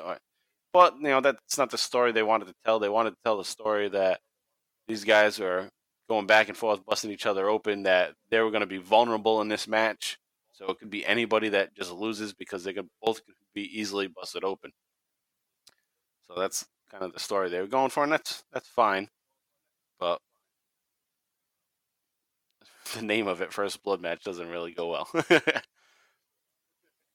Now, with that said, before we move on, we had to think of a name for it, and I'm so glad that they decided to call this an End of an Era match, because that makes the title easy for me to come up with.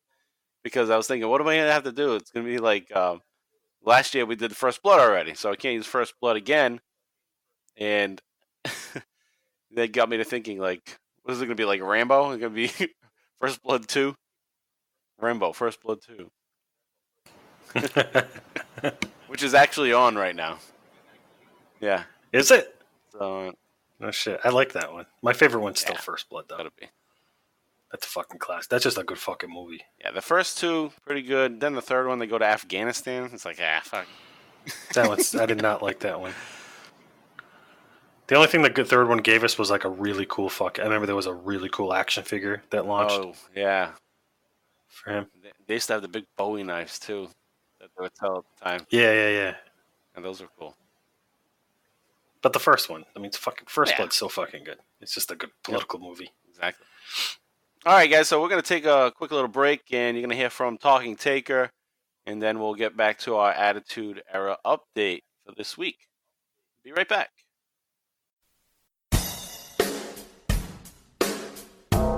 Deadman walking. Oh, hell yeah. What's up, Stone Cold fans? This is Alex Dorio, one of the hosts of Talking Taker. And along with my co-host and fellow creature of the night, Travis White, we are digging up the career of the Deadman, one pay-per-view match at a time, on a podcast journey that's a lot like what you're listening to right now on the Bottom Line Wrestling Cast. So if you're enjoying what Mike and JV are doing here, going through the career of Stone Cold Steve Austin, come check us out as we explore the Undertaker's 3 decades of destruction. We're right in the midst of the Biker Taker era right now, so you can jump right in or start over from the beginning and hear us discuss the Undertaker side of the story from his many battles with the Rattlesnake, The Rock, Mankind, and more. We're available on Apple Podcasts, Google Play, YouTube, Spotify, and more. And you can also follow us on Twitter, Instagram, and Facebook at Talking Taker. Thanks to Mike and JV for letting us plug the show, and take her easy. What? I said, take her easy.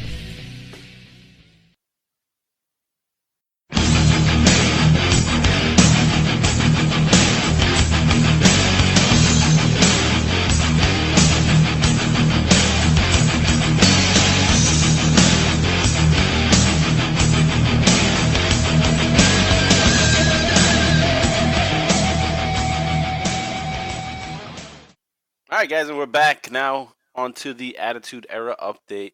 And we'll start with what's going on with The Rock on Raw 321, July 19th, 1999. The Rock is going to start making full use of his, it doesn't matter what your name is. So there's a guy that comes up to The Rock asking for an autograph in the backstage area. And he asks the guy, he says, what's his name? And then The Rock says, it doesn't matter what your name is. So the previous week, he debuted that in a promo with directed towards Billy Gunn. So he realized this shit's over, and then I got a new catchphrase. So there it is. And then later in that night, The Rock is going to go up against Billy Gunn. And they're going to kick off hour 2. And you get finally The Rock has returned to Lexington, so he's getting all these catchphrases in now, and he's got a whole Rolodex of them now. Yeah, right. He's full Rock mode at this point. I would say. He has the crowd in the palm of his hands, and Billy Gunn has been attacking The Rock lately on behalf of Triple H. It's kind of like a reformed DX in a way at this point, which I'll get into in a little bit when we get to the DX stuff. But they're working together. They have A decent match, not a bad match. I watched this one. I didn't think it was that bad. No, it's a decent match. Billy Gunn hits a nice jackhammer to The Rock. I think this could have worked maybe better if Billy Gunn wasn't Mr. Ass, and that if he had just stuck with Badass Billy Gunn. Badass, yeah. I think that would have worked a little better. I do like his theme song. I do like the song too. I'm an ass man. It's just like it's like fucking strip club music. Yeah, it's a funny song. I love to stick 'em. I'm gonna flip 'em.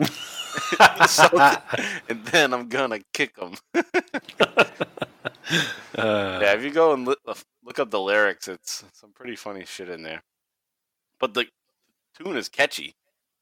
Yeah, it is. It's good rock music. Yeah. Even the guy's voice, it just has that sound like. Yeah. Like I said, it's like strip club music or like dive bar music. You're right. Yeah, dive bar music. That's perfect. Yeah. So yeah, the music worked. People loved it. People liked him as Mr. Ass too, but I thought he was just a little bit cooler as Badass. Yeah, for sure. And he's not shaking his ass around. Eventually, he's wearing like see-through pants with like. Looks like he's wearing a thong underneath. Obviously, he is wearing a thong underneath, but you could see it. So that kind of looked like shit. Anyway, we have a decent match between the two. The Rock's going to hit a DDT. China distracts Earl Hebner, and The Rock's going to hit the Rock bottom. So while this is happening, JR yells that China has a chair, and The Rock sets up for the people's elbow, but then China whacks him with the chair, and Earl Hebner doesn't even notice at all. He's distracted. Billy Gunn hits the Famouser and pins The Rock. Billy Gunn gets a pin, not a clean, obviously, but he gets a 1-2-3 over The Rock at this time. So they're finally trying to push him a little bit as the king of the ring. He just won, and then, we talked about it 2 weeks ago. He wins the king of the ring, and then he's losing matches like the next night on Raw. And now they got him in the match with The Rock. Right, now he's against The Rock. All over the place with this guy. Right. So they're trying to figure something out. But they're going back and forth on this. All right, so the main feud really is The Rock and Triple H leading up to Fully Loaded. I was supposed to say Holy Loaded. Holy shit. All right, so on Heat 52 from July 25th, which is the last Heat that's available on the network right now, Triple H has a sit-down interview with JR, and this is a major turning point in Triple H's career. It's the beginning of a new Triple H. Triple H says he will become the WWF champion. He set his sights for that at SummerSlam, and he's going to do it without the help of China. Triple H mentions the Click. He mentions his punishment that he got for the whole... The fuck do they call that? I'm drawing a blank. Curtain but it was call. The curtain call. Curtain call. Yeah. MSG, right? Right, the MSG curtain call. So he brings that up. He says he was the easy one to punish. Triple H is pissed about it. He was being held back. He says, you talk about being students of the game. I am the fucking game. So that's when we get this. He's going to start to use that and refer to the game pretty consistently over the next few weeks, so that becomes his nickname. Obviously, we know that today. And then not too much longer, he's going to get his game music. A couple of years, I think. But he says, there's nobody that eats, sleeps, and breathes the business more than me. It's my time now. SummerSlam. And that's what he was saying earlier. Like, you look back 20 years ago, and you see this, it's like, maybe he is the one that eats, sleeps, and breathes the wrestling business, and that's why he's gone in it fully, basically. Like, he knew that he didn't just want to wrestle; he wanted it to be, he wanted to be Vince McMahon, basically. Like that's one thing about Triple H, whether you like his work, hate his work, love his character, hate his character, you cannot doubt the guy's passion for the business. Has he booked himself and he's gained that reputation as kind of booking himself and burying talent? Yes, but the guy still loves the business. Right. So you can see that here. He says it's his time at SummerSlam. And SummerSlam is going to be about him, not anybody else. I think he even mentions Jesse Ventura. This is not about Jesse Ventura. So, cool promo there, cool interview. So we get the beginning of the really game. Grabbing the brass ring. You know what I mean? Yeah, stepping up as one of the main contenders, which Austin desperately needs at this point. Is he needs a new heel to work with because it's been Undertaker for months. WWE needs a new heel. I mean, they turned Rock face, and they really don't have any other heels. And that, back to my earlier comment about Jeff Jarrett. That's probably why they kind of had to throw shit against the wall and see what sticks.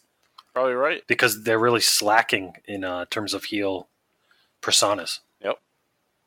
You're probably spot on with that. So that leads us to the fully loaded match later that night. It's a strap match. The Rock versus Triple H. Triple H comes out to the ring. He looks like a superstar. Just no denying, this guy belongs in the top matches now. Yeah. He's fucking jacked. And he gets hurt eventually, right? And comes back even bigger. Right. Doesn't he have another injury? I think he comes back in 2002 is huge. Yeah. He misses some in 2001, I believe. So you have this match. The Rock's going to cut a promo before the match starts, which is great. Rock even says, because they listened to the interview earlier, he says, "Oh, you wanted to say goodbye to your Rudy Poo friends at Madison Square Garden. Oh." It's basically saying, stop being a pussy and get over it. Your friends will leave. So you have a decent strap match here. I don't know if you watched. Did you watch this match too? No, I didn't catch this match. Yeah, so it was on in the background, but I didn't really get to pay attention to it. Yeah, so it's a decent match. You have run-ins, of course. Chyna's going to run in to help Triple H. Chyna distracts the ref. The Rock hits Triple H with the Rock bottom. Triple H is going to choke the Rock with the strap from the top turnbuckle. Billy Gunn's going to come run in. So you have a whole bunch of that shit going on. But the Rock's eventually going to nail Triple H with the people's elbow. Billy Gunn runs back in again. The Rock hits the Rock bottom on him. But Triple H follows that up with the pedigree. So it's just enough distraction where Triple H was able to get in and get that pedigree just as the referee was coming back too. And he wins the number one contenders match for a championship match at SummerSlam. And Jesse Ventura will be the special guest referee. That's what we have here. On the DX side of things, there's basically a DX versus DX angle going on. It's Billy Gunn and Chyna, Triple H, and then you have Road Dogg and X-Pac, and they're both claiming rights to DX and the T-shirt sales and all that shit, the right to have the music. So that feud's going on. At this point, on Heat 51, Billy Gunn and Chyna run in with a chain, and they attack Road Dogg after an IC title match between Jeff Jarrett and Road Dogg, and then X-Pac runs in to make the save. That leads to the next night. There's going to be a dog collar match, Road Dogg versus Chyna. And Road Dogg has a few good lines that I thought were funny. He says, "If you have the cojones, and I think you do," Road Dogg saying this to Chyna. So alluding to Chyna having balls. Which is yeah. It was more acceptable, I guess, then. Not saying it's right, but it was more acceptable to kind of call out that Chyna is probably a man and might have a dick. Yeah. You know what I mean? There was there wasn't the internet then, so a lot of people genuinely thought that she was a man. Converted to a that woman. was the rumor. No, that's what I thought. I was young and dumb. I was stupid. I was like, "Oh, she's a transvestite." You know? Right. No, but I was also fucking 13. Right. I thought the same shit. People said that too, and hey, I don't know if it's true or not. It's a rumor. The adults are saying it, so I'm just gonna fall in line. The adults are saying it. The bad role model adults. Yeah. I don't know. In hindsight. It's oh, okay. My dad even said that shit. Yeah. Different time. Yeah, 20 years ago makes a lot. Yeah. Nowadays, if this was then, people be putting on Twitter losing their jobs and shit. Yeah, it's crazy. You think the different time periods, how people were in the 1970s to how they were in the 1950s. It's yeah. Time changes, right? It's like, what's so absurd about it? I'm like, at that point, you're just calling it is. Like, I don't fucking know. I don't get the world anymore. So Road Dogg's saying that says you're gonna get it doggy style, but don't flatter yourself because it means I'm gonna put a chain on my neck and a chain on your neck, and all dogs should be collared. And bitch, you see where my collar's at. So he calls her a bitch, female dog, and he gets his dog puns in there.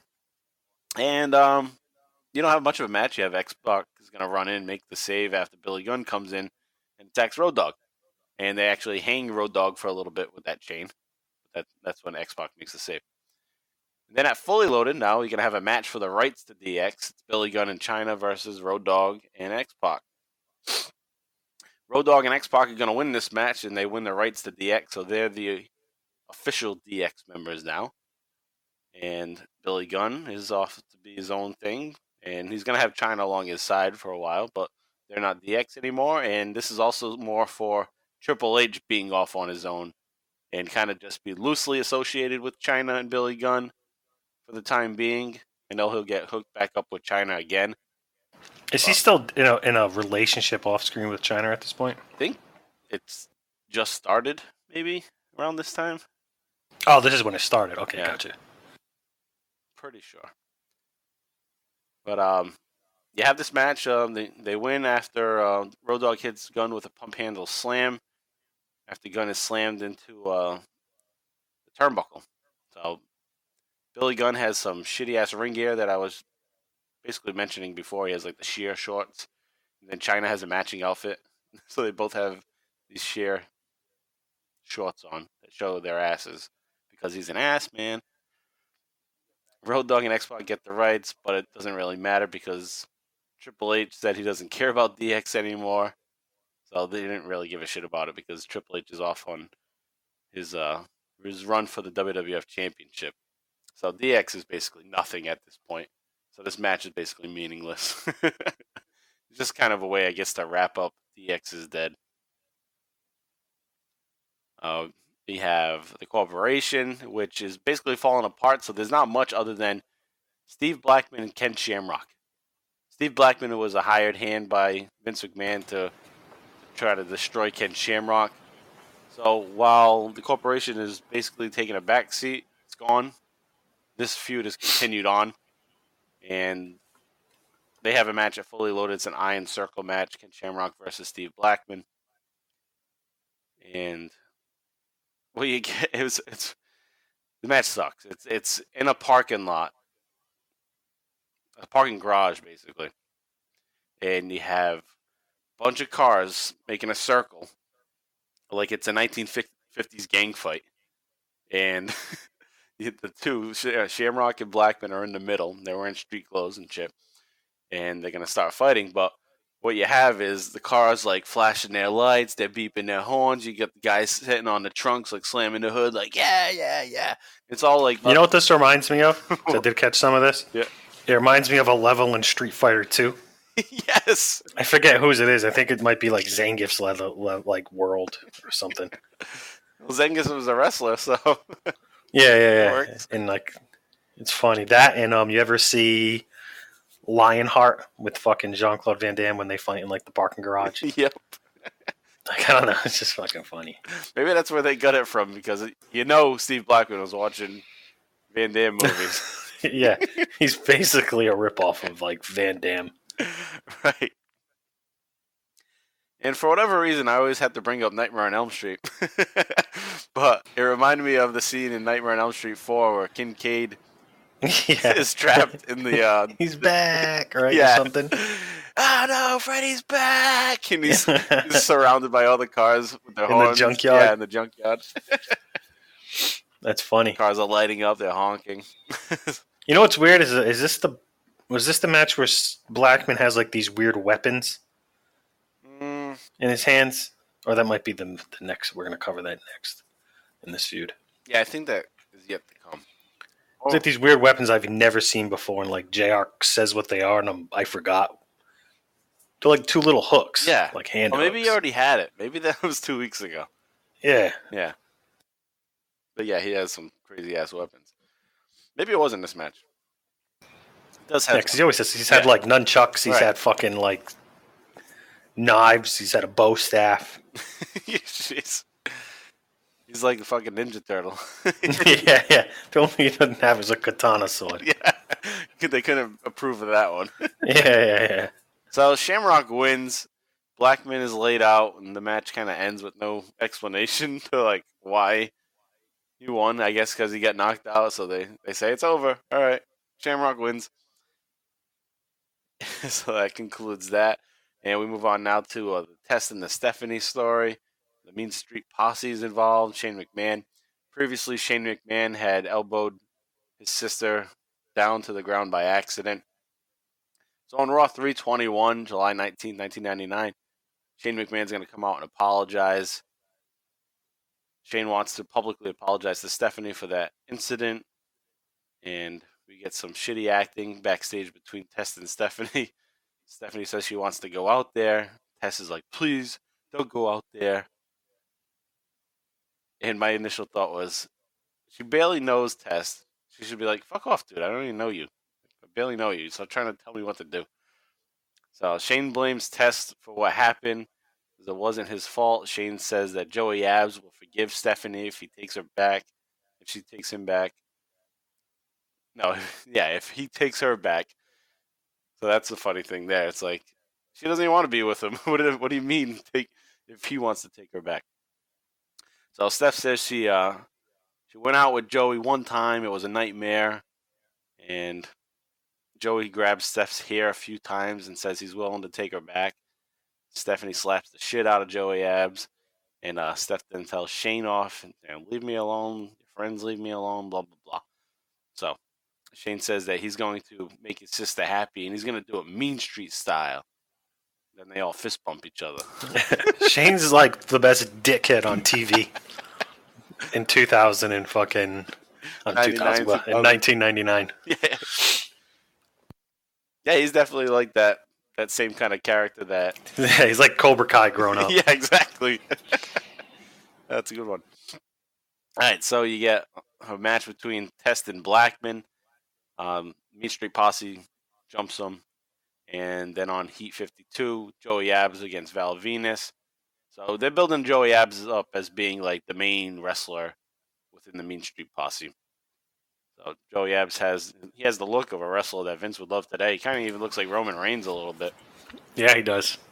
So he looked like he had potential, but no one's going to get over wearing sweater vest and khakis. Never. Wrestling. So that's that there, and then we move on to the IC title scene.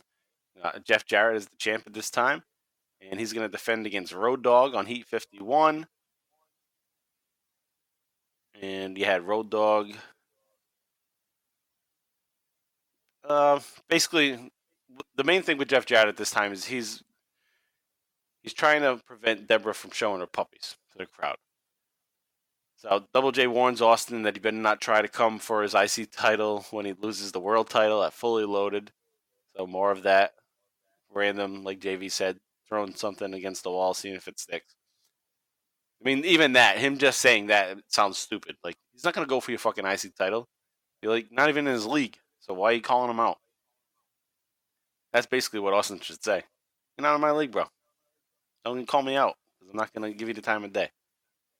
And that's basically what happens. So Road Dogg says he's not looking for a new dog, but he loves looking at some puppies. Now, I wanted to point this out because Road Dogg, and this is probably forgotten oftentimes, but Road Dogg is the first to use the word puppies on WWF programming. Oh, and then, no kidding. Yeah, he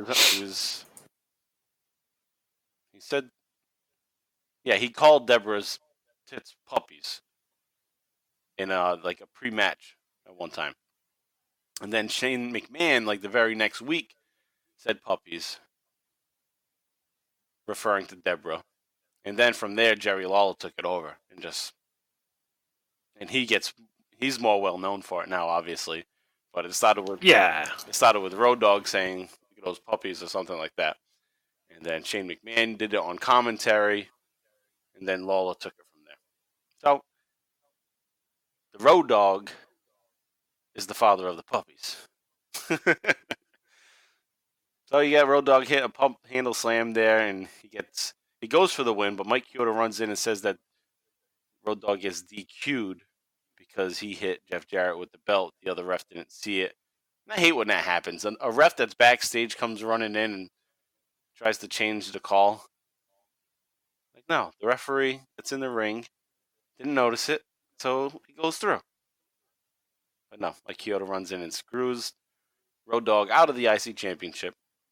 And then on Raw 321, the next night, Jeff Jarrett's going to defend against Christian. And there's going to be a bloodbath. Jeff Jarrett takes a bloodbath. Jeff Jarrett thinks Edge caused it, so he's pissed at Edge. So we're getting a situation where Gangrel is creating problems between Edge and Christian, trying to divide them up. And then just prior to Fully Loaded at a house show in Toronto on July 24th, Edge wins the Intercontinental Championship. I guess it was kind of just like a hometown thing. They wanted to give Edge the title. So he gets it for one night. Then he defends it against Jeff Jarrett at Fully Loaded, and he loses it to Jeff Jarrett there.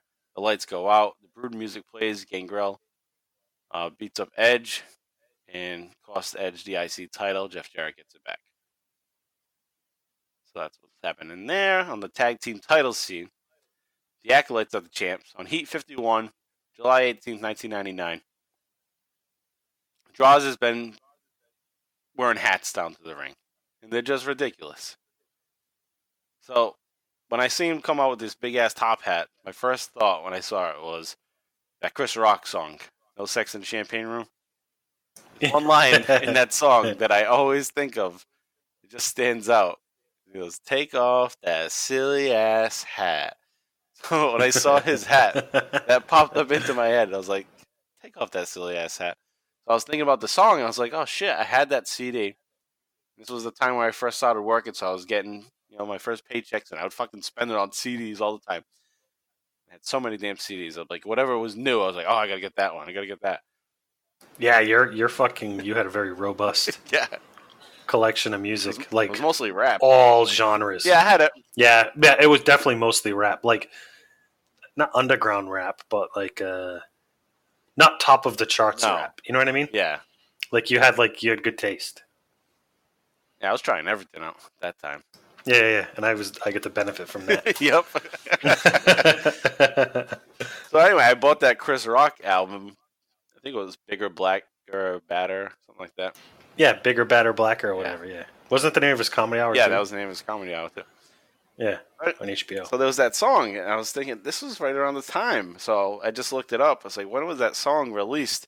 The song got released on July 13th, 1999, which is just 5 days before Droz comes out with this hat, and it just fit perfectly. So you guys, if you stick around to the end of the show, you're going to hear some No Sex in the Champagne Room as our outro music. Take a listen to that at the end of the show. All right, so you have them. The Acolytes are in that match with Droz and Albert. The Acolytes, Droz and Albert defeat the Acolytes. Not a title match, and they get the win there. So then there's a rematch the next night, but other teams are going to be involved. It's going to be the Hardy Boys, the Acolytes, Prince Albert and Droz versus Val Venus and the Godfather. Was there ever a name for Val Venus and the Godfather as a tag team? You'd think there would be something to do with porn and pimps. I don't think so. Yeah, they had a good tag team move too, because they did the Ho Train, which led into the Money Shot. So Godfather would nail the guy in the corner, the Ho Train.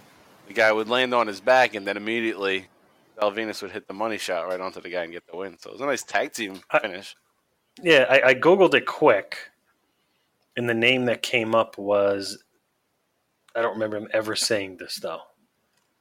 Supply and Demand. Oh, okay, no. They haven't said it yet, but that's That is what. Oh, all right. That's probably why. Okay. That's right. They were dubbed Supply and Demand. But no, they were a good fucking tag team. Val Venus was, I mean, they're both really good workers, but I don't know. I feel like, I wonder why Val Venus didn't go further. I don't know. He had it. I guess maybe it was just a gimmick and they didn't think that they could ever get that off him. Especially with their lack of heels. But I don't know. It's a cool fucking gimmick. Dude, he's a fucking porn star. I thought it was cool. Is basically his gimmick. And you had fucking Godfather, fucking pimp. Now, they say that Vince McMahon will, or the guys that book will, when thinking about who a champion is, they say the name, like World Wrestling Federation champion, Val Venus. And if it doesn't sound right to them, they don't go in that direction. Which is a cop-out. Because people change their gimmicks all the time.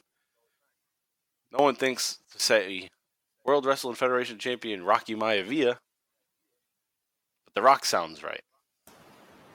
Right. So you can change the guy's name. Anyway. So you have that tag team match there, and the Hardys are gonna win with a Hurricane Rana, and the Hardy Boys also had their new entrance music, the music that they use to this very day. So the Hardys are getting a push here. And they give a lot of credit to Michael P.S. Hayes. Yeah, that victory they get. Yeah, basically they won it because of Michael Hayes. Yeah. And then but I try to watch their stuff as much as possible because of the fucking Hardy Boys. Yeah. So the Hardy Boys have it very briefly, and they're gonna lose it at Fully Loaded. It's the Acolytes versus the Hardy Boys with Michael Hayes. Michael Hayes is gonna be in this match. It's no DQ handicap match. It's Acolytes rules match. So they're showcasing the new tag champs. It's great. It's cool. Well, they're gonna lose the belts. The Hardys they're a great team already at this point. You can see great combination moves that they do. Michael Hayes takes the pinfall loss, which cost the Hardy Boys the tag team championships, which I think is good because you're not making one of them lose. And you can also set up a situation where the Hardy Boys say, Michael Hayes, we don't need you anymore. Get the hell out of here. And they could either go heel or Michael Hayes can remain as a heel and they just move on from him. And then he goes on to doing whatever the hell he did. And then also on the tag team front, you have Edge and Gangrel, the Brood. They're involved in a little feud. So I mentioned it pretty much earlier. Is that Gangrel's been causing some heat between Edge and Christian. And that goes on for a couple weeks there. Edge is going to get he gets the title, like I mentioned before. And then at Fully Loaded, he's going to defend the title against Jeff Jarrett. And as I said, he loses the title there because of Gangrel. We got a Big Show and Kane storyline going along with Hardcore Holly involved. And Hardcore Holly is calling himself the Big Shot now, and he's a super heavyweight that's on the level of Big Show and Kane and the Undertaker and all the big guys. So he's one of the big guys, which is going to bring, in the next couple of weeks, it's going to lead to a funny dynamic. Is you have Hardcore Holly saying he's this big dude, and he's matching up with Big Show and Kane, but then his cousin is going to appear, Crash Holly, and he's like a mini version of Hardcore Holly. So that's coming up soon, and this is kind of the beginning of that storyline. And then you're going to have all that Holly shit go on for a while. At Fully Loaded, the big match with this feud between Kane and Big Show is that match. Big Show versus Kane, and Bob Holly is going to be the special guest referee there. Undertaker actually comes out during this match, and he's going to align himself with the Big Show. And Big Show and Undertaker beat up Kane. which is going to lead to the unholy alliance between Big Show and Undertaker. And they're going to go on a rampage in the next couple of weeks, and we'll be talking about them next week as they're involved in a good amount of the storylines going on over the next month leading up to SummerSlam. We get that. We also got the countdown for the Millennium still going on here. And at this point on Heat 51, it's 22 days away, so 3 weeks until the debut of Chris Jericho, which we'll be covering next week on our Attitude Era update. And that was fucking great. I was just getting ready for it, and I watched a little clip of it. Just goosebumps when that music hits and he comes out for the first time. Cool moment. In the hardcore title scene, you got Al Snow and Big Boss Man. They have a couple matches. They have one on Raw, then they have one at Fully Loaded. And Big Boss Man is going to become the champ. And this leads to a feud that goes on for another month or so, but really culminates in Big Boss Man is going to cook Al Snow's dog or something and feed it to him. Pepper? Yeah, yep. I think it's Pepper. Awkward. Yeah. So this is the beginning of that feud going on at that point. D'Lo Brown is going to win the European Championship off of Midian at Fully Loaded. And then on GTV, there's actually a decent skit on GTV. And it was the cast of the Mystery Men movie. This was hilarious. Ben Stiller's gold. Ben Stiller was great. Ben Stiller, is Kel Mitchell, Paul Rubens, Pee Wee Herman, and Janine Garofalo. And they're entering a hotel room. And they're talking about how Austin, busted Undertaker wide open. Ben Stiller seems like into it. Like he knows the wrestlers' names and he knows the stories and shit. I wonder how much he actually liked it. But Janine Garofalo stood out to me when they're first walking in. She's doing like the robot or something, some weird robot dance. And she just looks silly. And they're all just being goofs in there. But anyway, Ben Stiller wants to check out Deborah's puppies. He's like, I want to just bury my face in there forever. It's like, wow, man. It's just funny to look back. Ben Stiller has had a great career over the last 20 years since that point. And it's like Me Too movement shit right there. Like saying he wants to bury his face in some girl's tits. But it's acting. That's what it is. So. And there's nothing wrong with saying that. Yeah. I mean, if you do it and it's unwarranted, like the girl doesn't want you to do it, that's different. I don't fucking know. I don't have a problem with that. Yeah. If a girl's like, oh, I just want to shove my face in your fucking bunch of dicks or something, it's like, big deal. Yeah, it's what you like. All right, anyway. Stiller notices a camera. So he finds the GTV camera. And it just reminded me of Meet the Parents, which is going to come out a year later, in 2000. So it's like when Ben Stiller notices, it's like exactly like when Ben Stiller notices the hidden camera from Robert De Niro's character, Jack. Yeah, meet the parents. And he goes up to it at the end and he's like, well, can you deal with that? I just felt like he was going to say that. Can you deal with that? All right, and that was probably the best GTV skit that we've seen.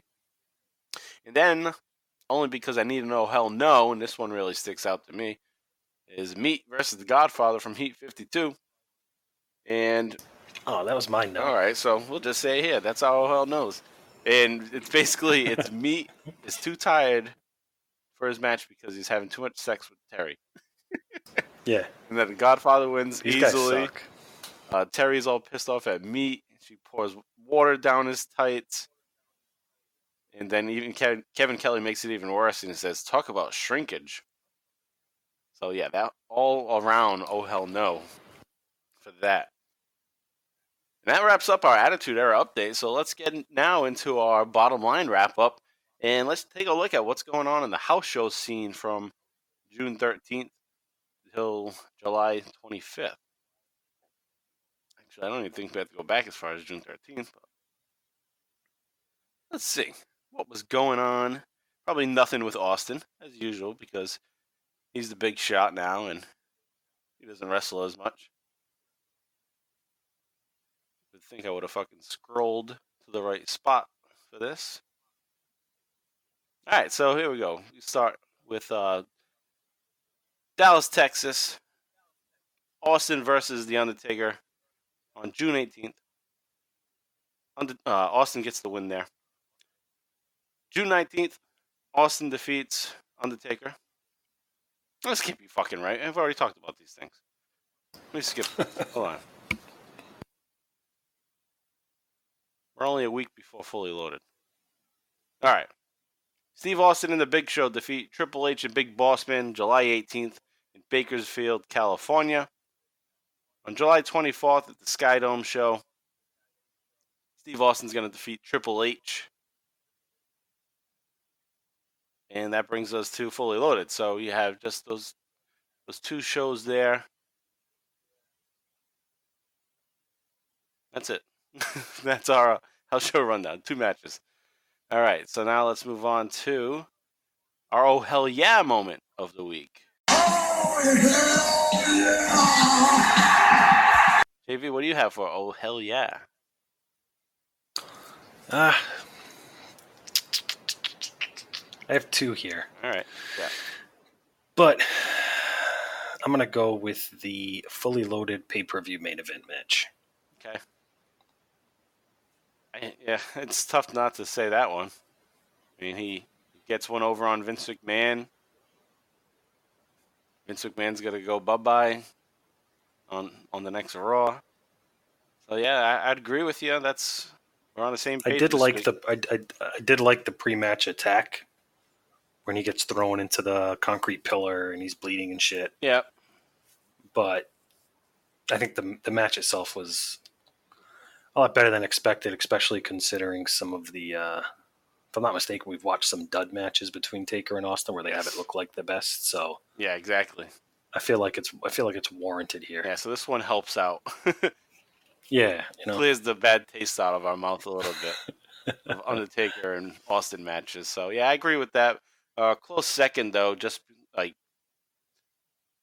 for Austin type memory, is Austin coming out in the blood van, Bloodmobile. I'd actually forgot about that. Yeah, so that's another close until one. I saw it. But it's so brief though. The match deserves it over that. Yes. And oh hell, it's not like the beer truck and Zamboni. Yeah, not the same thing. They're like grasping for straws now. They're like, what else works? Or what else can we have? Yeah.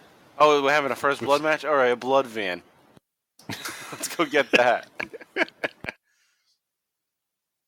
All right, so oh hell no, we already talked about. Yeah, just oh hell no! Make sure we say it in the right part of the show here. The oh hell no is meat. Got his meat beat too hard by Terry, and he can't wrestle, and he loses to the Godfather rather easily without a fight because he's so exhausted, and then he gets ice poured down his pants. Oh hell no, that sucked. All right, so now we move on. Next week, we continue with our chronological coverage, and we have episode 54, where we'll be covering the night after, Fully Loaded, and then the weeks leading up to SummerSlam. That's the projected plan, is to go all the way up to the go-home show for SummerSlam. There's less Austin. Austin is on every show, but he doesn't have huge segments, so I think we could get through all of it and cover it all next week on episode 54. And then from there, the following week, we'll cover the SummerSlam match and have the watch-along. And then Austin's going to go on hiatus, so we'll figure out how we're going to do things in the next few weeks after that. So we're going to have to do a little time jump eventually. So we'll do a little recap of what went on, but we're not watching all that shit. So I'll have to put together a nice little recap of what went on important during those months that Austin was out. So that's what's coming up lately on the Bottom Line Wrestling Cast. All right, but we also have friends of the show, and you listened to one of them in the midway part of the show when we took the break, and that was Talking Taker. So you can follow Talking Taker at Talking Taker. And this week on their show, they're covering Judgment Day 2006. And they even mentioned it right on their Twitter page that they're going into some shitty territory with The Undertaker, as The Undertaker takes on the Great Khali. So it's like going back in time. The Undertaker used to always have those big guy matches against shitty guys. And then he was in the main event area, like we're talking about with him now on the Bottom Line Wrestling Cast. And then he gets back into that, going up against big guys just because nobody else can work with them. That's the Great Khali. Okay, on Booking the Territory, the Unprofessional Wrestling Podcast, Mike Mills, Hardbody Harper, and Doc Turner, they're covering episodes of Saturday Night from WCW World Championship Wrestling on Saturday nights, and they're currently at July 16th, 1988. They drop those shows every Thursday, where they're covering World Championship Wrestling, and on Sunday nights they do a separate podcast where they've been covering and almost finished Smoky Mountain Wrestling, and they are currently at episode 169 of April 22nd, 1995. Check them out, Booking the Territory. And also check out our friend Jay Free on his podcast, Free Your Geek. And on Free Your Geek this week, I think it's episode 83, Jay Free is going to talk all about the different streaming services, especially like Disney Plus that was just released today as we record this. Yeah, big release today. So he'll be covering a lot of the different streaming apps and such going on in the world of geekdom. And then also be sure to give us a shot on the Booking the Territory Patreon feed, even if it's just for a month. JV and I also do the Extreme ECW live cast. So if you enjoy our show here, you'll enjoy us over there. We do all watch along style, and we're covering early ECW. And this past week, we do it bi-weekly. So this past week, we released the Supercard special of Ultra Clash 1 from September 18th, 1993. Generally, we'll be doing just ECW Hardcore TV. We'll do 2 weeks at a time. So you get 2 episodes every 2 weeks on the Extreme ECW livecast. And again, if you want to reach out to JV and I, follow us on Twitter at BottomLineCast. Follow me, Mike Prue, at MPRU83. Follow JV at John Van Damage. Then also please consider giving us a 5-star review on iTunes and even a nice little write-up if you can. And don't forget to subscribe to our YouTube page. That's going to be updated every Wednesday. So as the episodes get released on podcast platforms, it'll happen the same on YouTube. So check us out there if you rather listen on that. All right, guys. So we'll be back next week. JV, any final words? No final words tonight, brother. All right, guys. See you next week. So long. And that's all I have to say about that. Ladies and gentlemen of the GED class of 1999, I have one piece of advice for you. No matter what a stripper tells you, there's no sex in the champagne room. None. Oh, there's champagne in the champagne room, but you don't want champagne. You want sex. And there's no sex in the champagne room.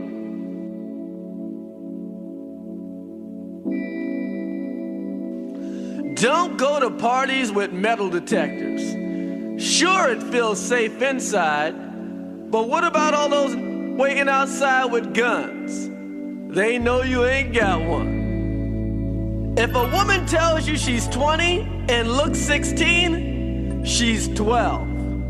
If she tells you she's 26 and looks 26, she's damn near 40. Take off that silly ass hat. The ODB couldn't have possibly committed all those crimes. Coolio did some of that. Young black men, if you go to a movie theater and someone steps on your foot, let it slide. Why spend the next 20 years in jail because someone smudged your Puma? Cornbread. Ain't nothing wrong with that. No matter what you think of what I'm saying, remember this one thing. There is no sex in the champagne room.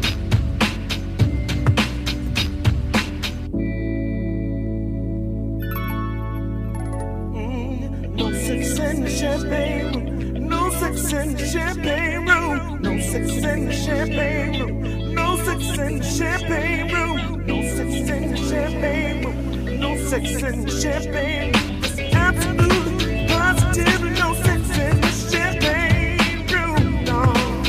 If a homeless person has a funny sign, he hasn't been homeless that long. A real homeless person is too hungry to be funny. If a girl has a pierced tongue, she'll probably. If a guy has a pierced tongue, he'll probably. Here's a horoscope for everyone. Aquarius, you're gonna die. Capricorn, you're gonna die. Gemini, you're gonna die twice. Leo, you're gonna die. Scorpio, you're gonna die. No one goes to Hooters for wings. If you've been dating a man for 4 months and you haven't met any of his friends, you are not his girlfriend. Some of the things I've said may not apply to you. Some of the things I've said may offend you. But no matter who you are, you must remember this one thing. No matter what a stripper says, there's no sex in the champagne room. None. No sex in the champagne room. No sex in the champagne room. No sex in the champagne room. No sex in the champagne room. No sex in the champagne room. Can't get none. Can't have none. No. Champagne room. Said there's absolutely positively no sex in the champagne room. Say no.